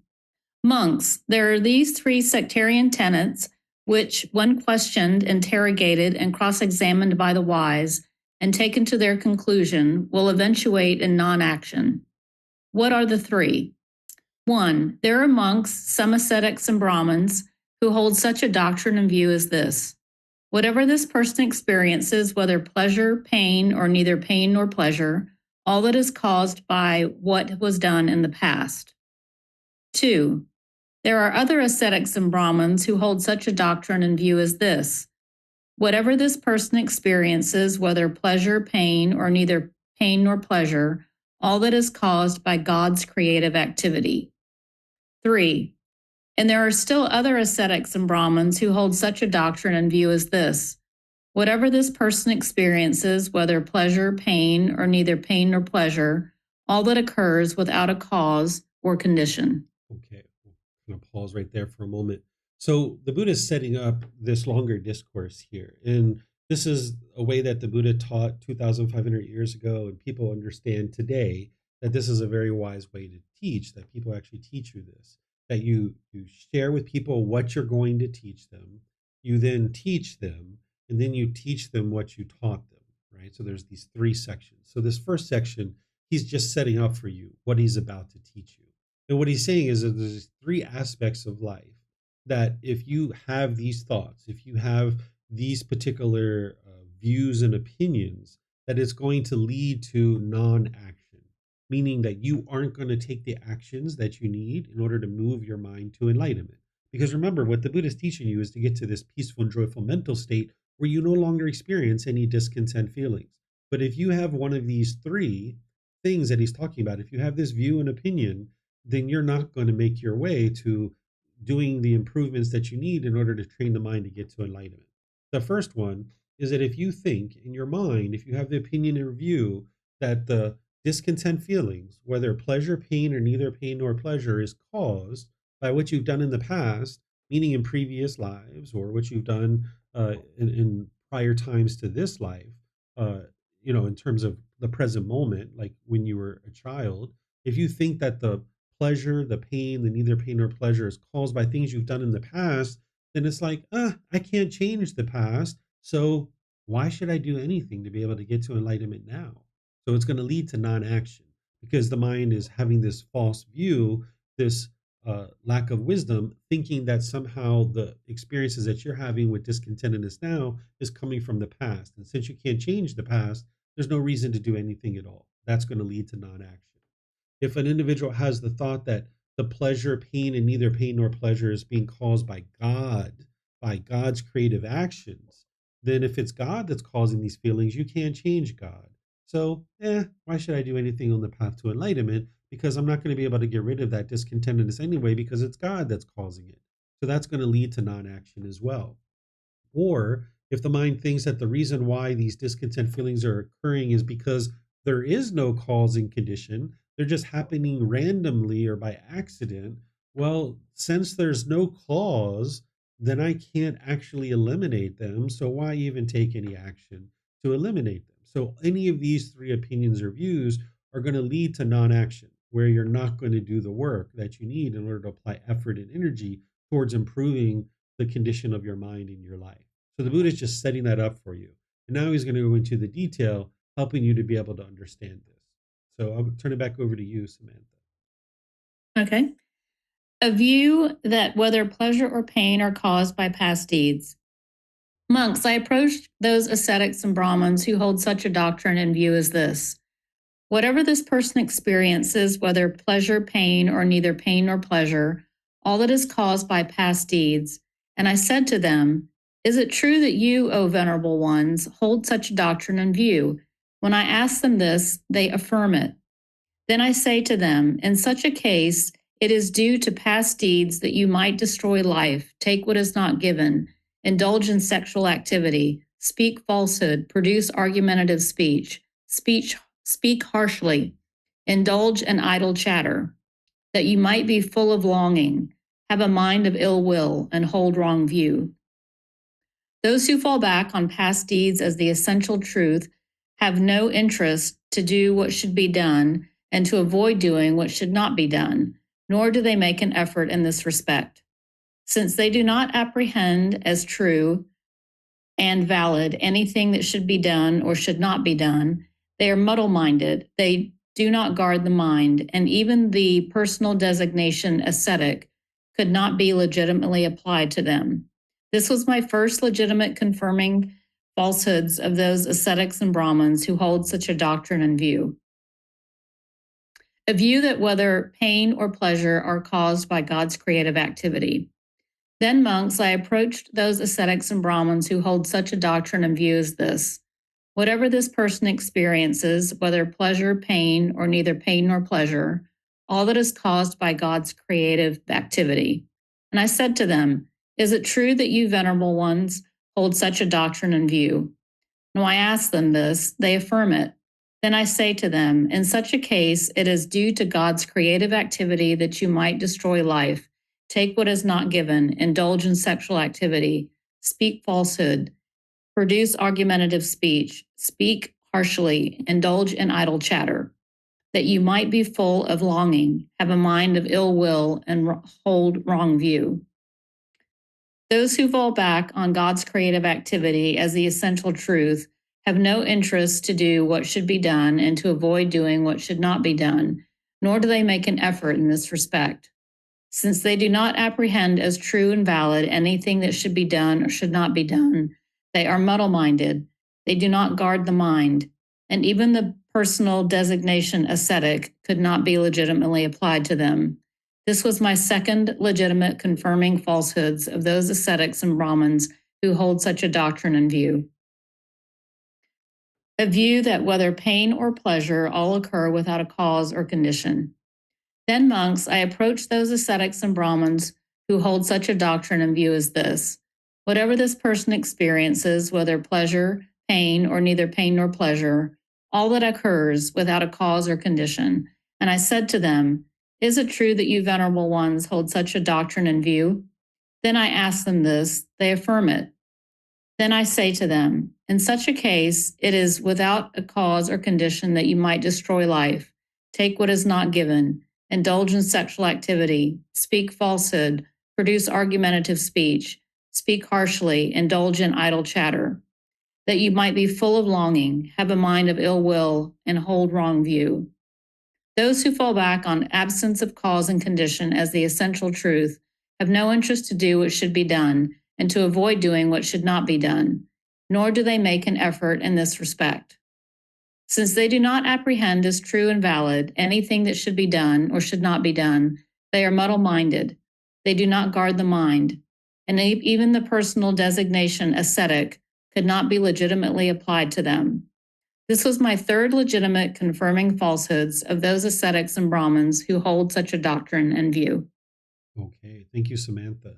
So each one of these discourses is structured very similarly, so I can just use one of them to explain all three of them.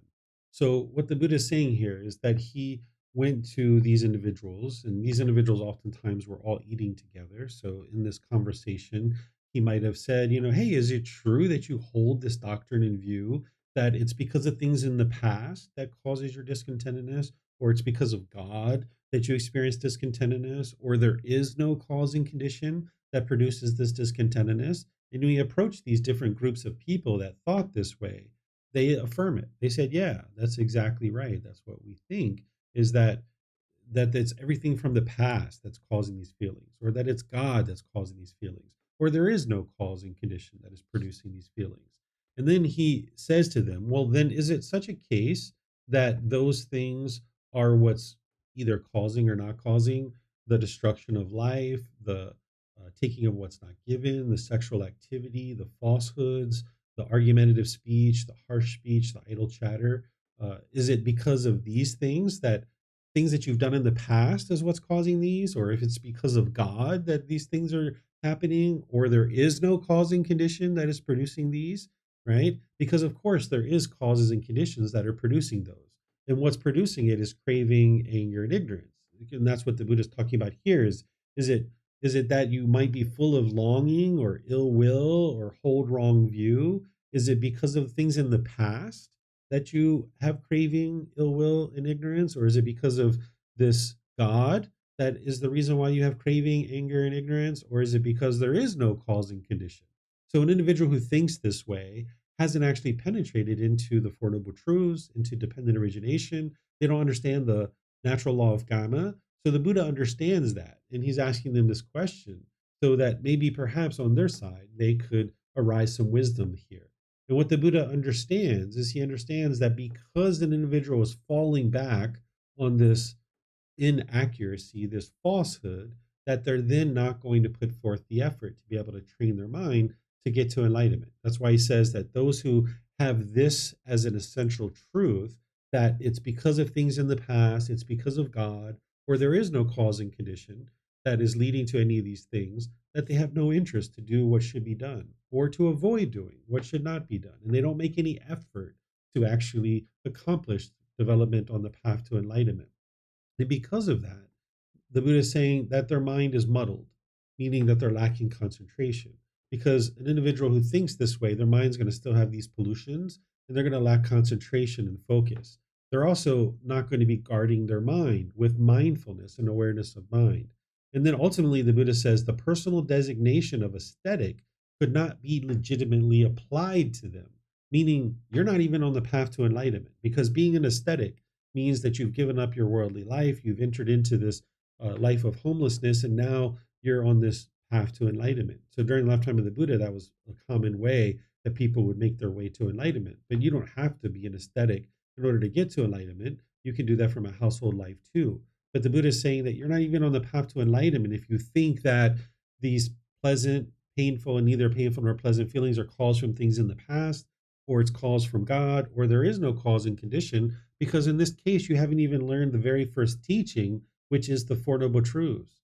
That's the very first teaching that you would need to be able to learn to be able to get on the path to enlightenment. So the Buddha is saying that he's confirmed these falsehoods, that people have these doctrine and views. And this is going to lead to non-action, meaning that someone is not going to take the actions that they need in order to produce more and more improvement to the condition of their mind and their life, because they're not seeing even the very first teaching of the Four Noble Truths. So the Buddha is helping you to be able to see how these things aren't true, and that it's the Four Noble Truths that is helping you to see what's causing the pleasant, painful, or neither painful nor pleasant feelings. So let me know if you guys have questions here on this discourse.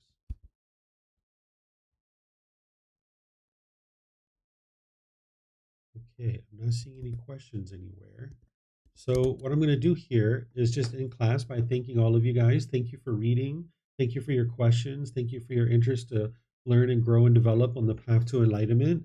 Next week, we're going to be in the next 10 chapters. So if you guys would like to read those before class or after class, it's going to be chapters 21 through 30 in volume 12. That's what we're going to be studying next week. Tomorrow in the group learning program, we're going to be in chapter 14 of Developing a Life Practice, the path that leads to enlightenment. This is where you learn about the 4 healthy mental states of loving kindness, compassion, sympathetic joy, and equanimity. These are going to antidote specific symptoms that are in the mind. So this is where the Buddha oftentimes gets the reputation of being like a doctor, because there's certain symptoms, and then there's a certain prescription that you apply. And you are your own best doctor. So if you understand these teachings of the 4 healthy mental states, you can actually see those symptoms in your mind, and then you can apply the prescription and be able to transform your mind. So that's what I'm going to be teaching tomorrow in the group learning program. And then, of course, we have our Sunday night meditation. And next week, I'm teaching a Foundation in the Path to Enlightenment course and all these other things. So again, thank you guys for your dedication to learning and growing and developing. And perhaps I'll see you guys in one of these future classes. Be well and take care. Sawadee ka.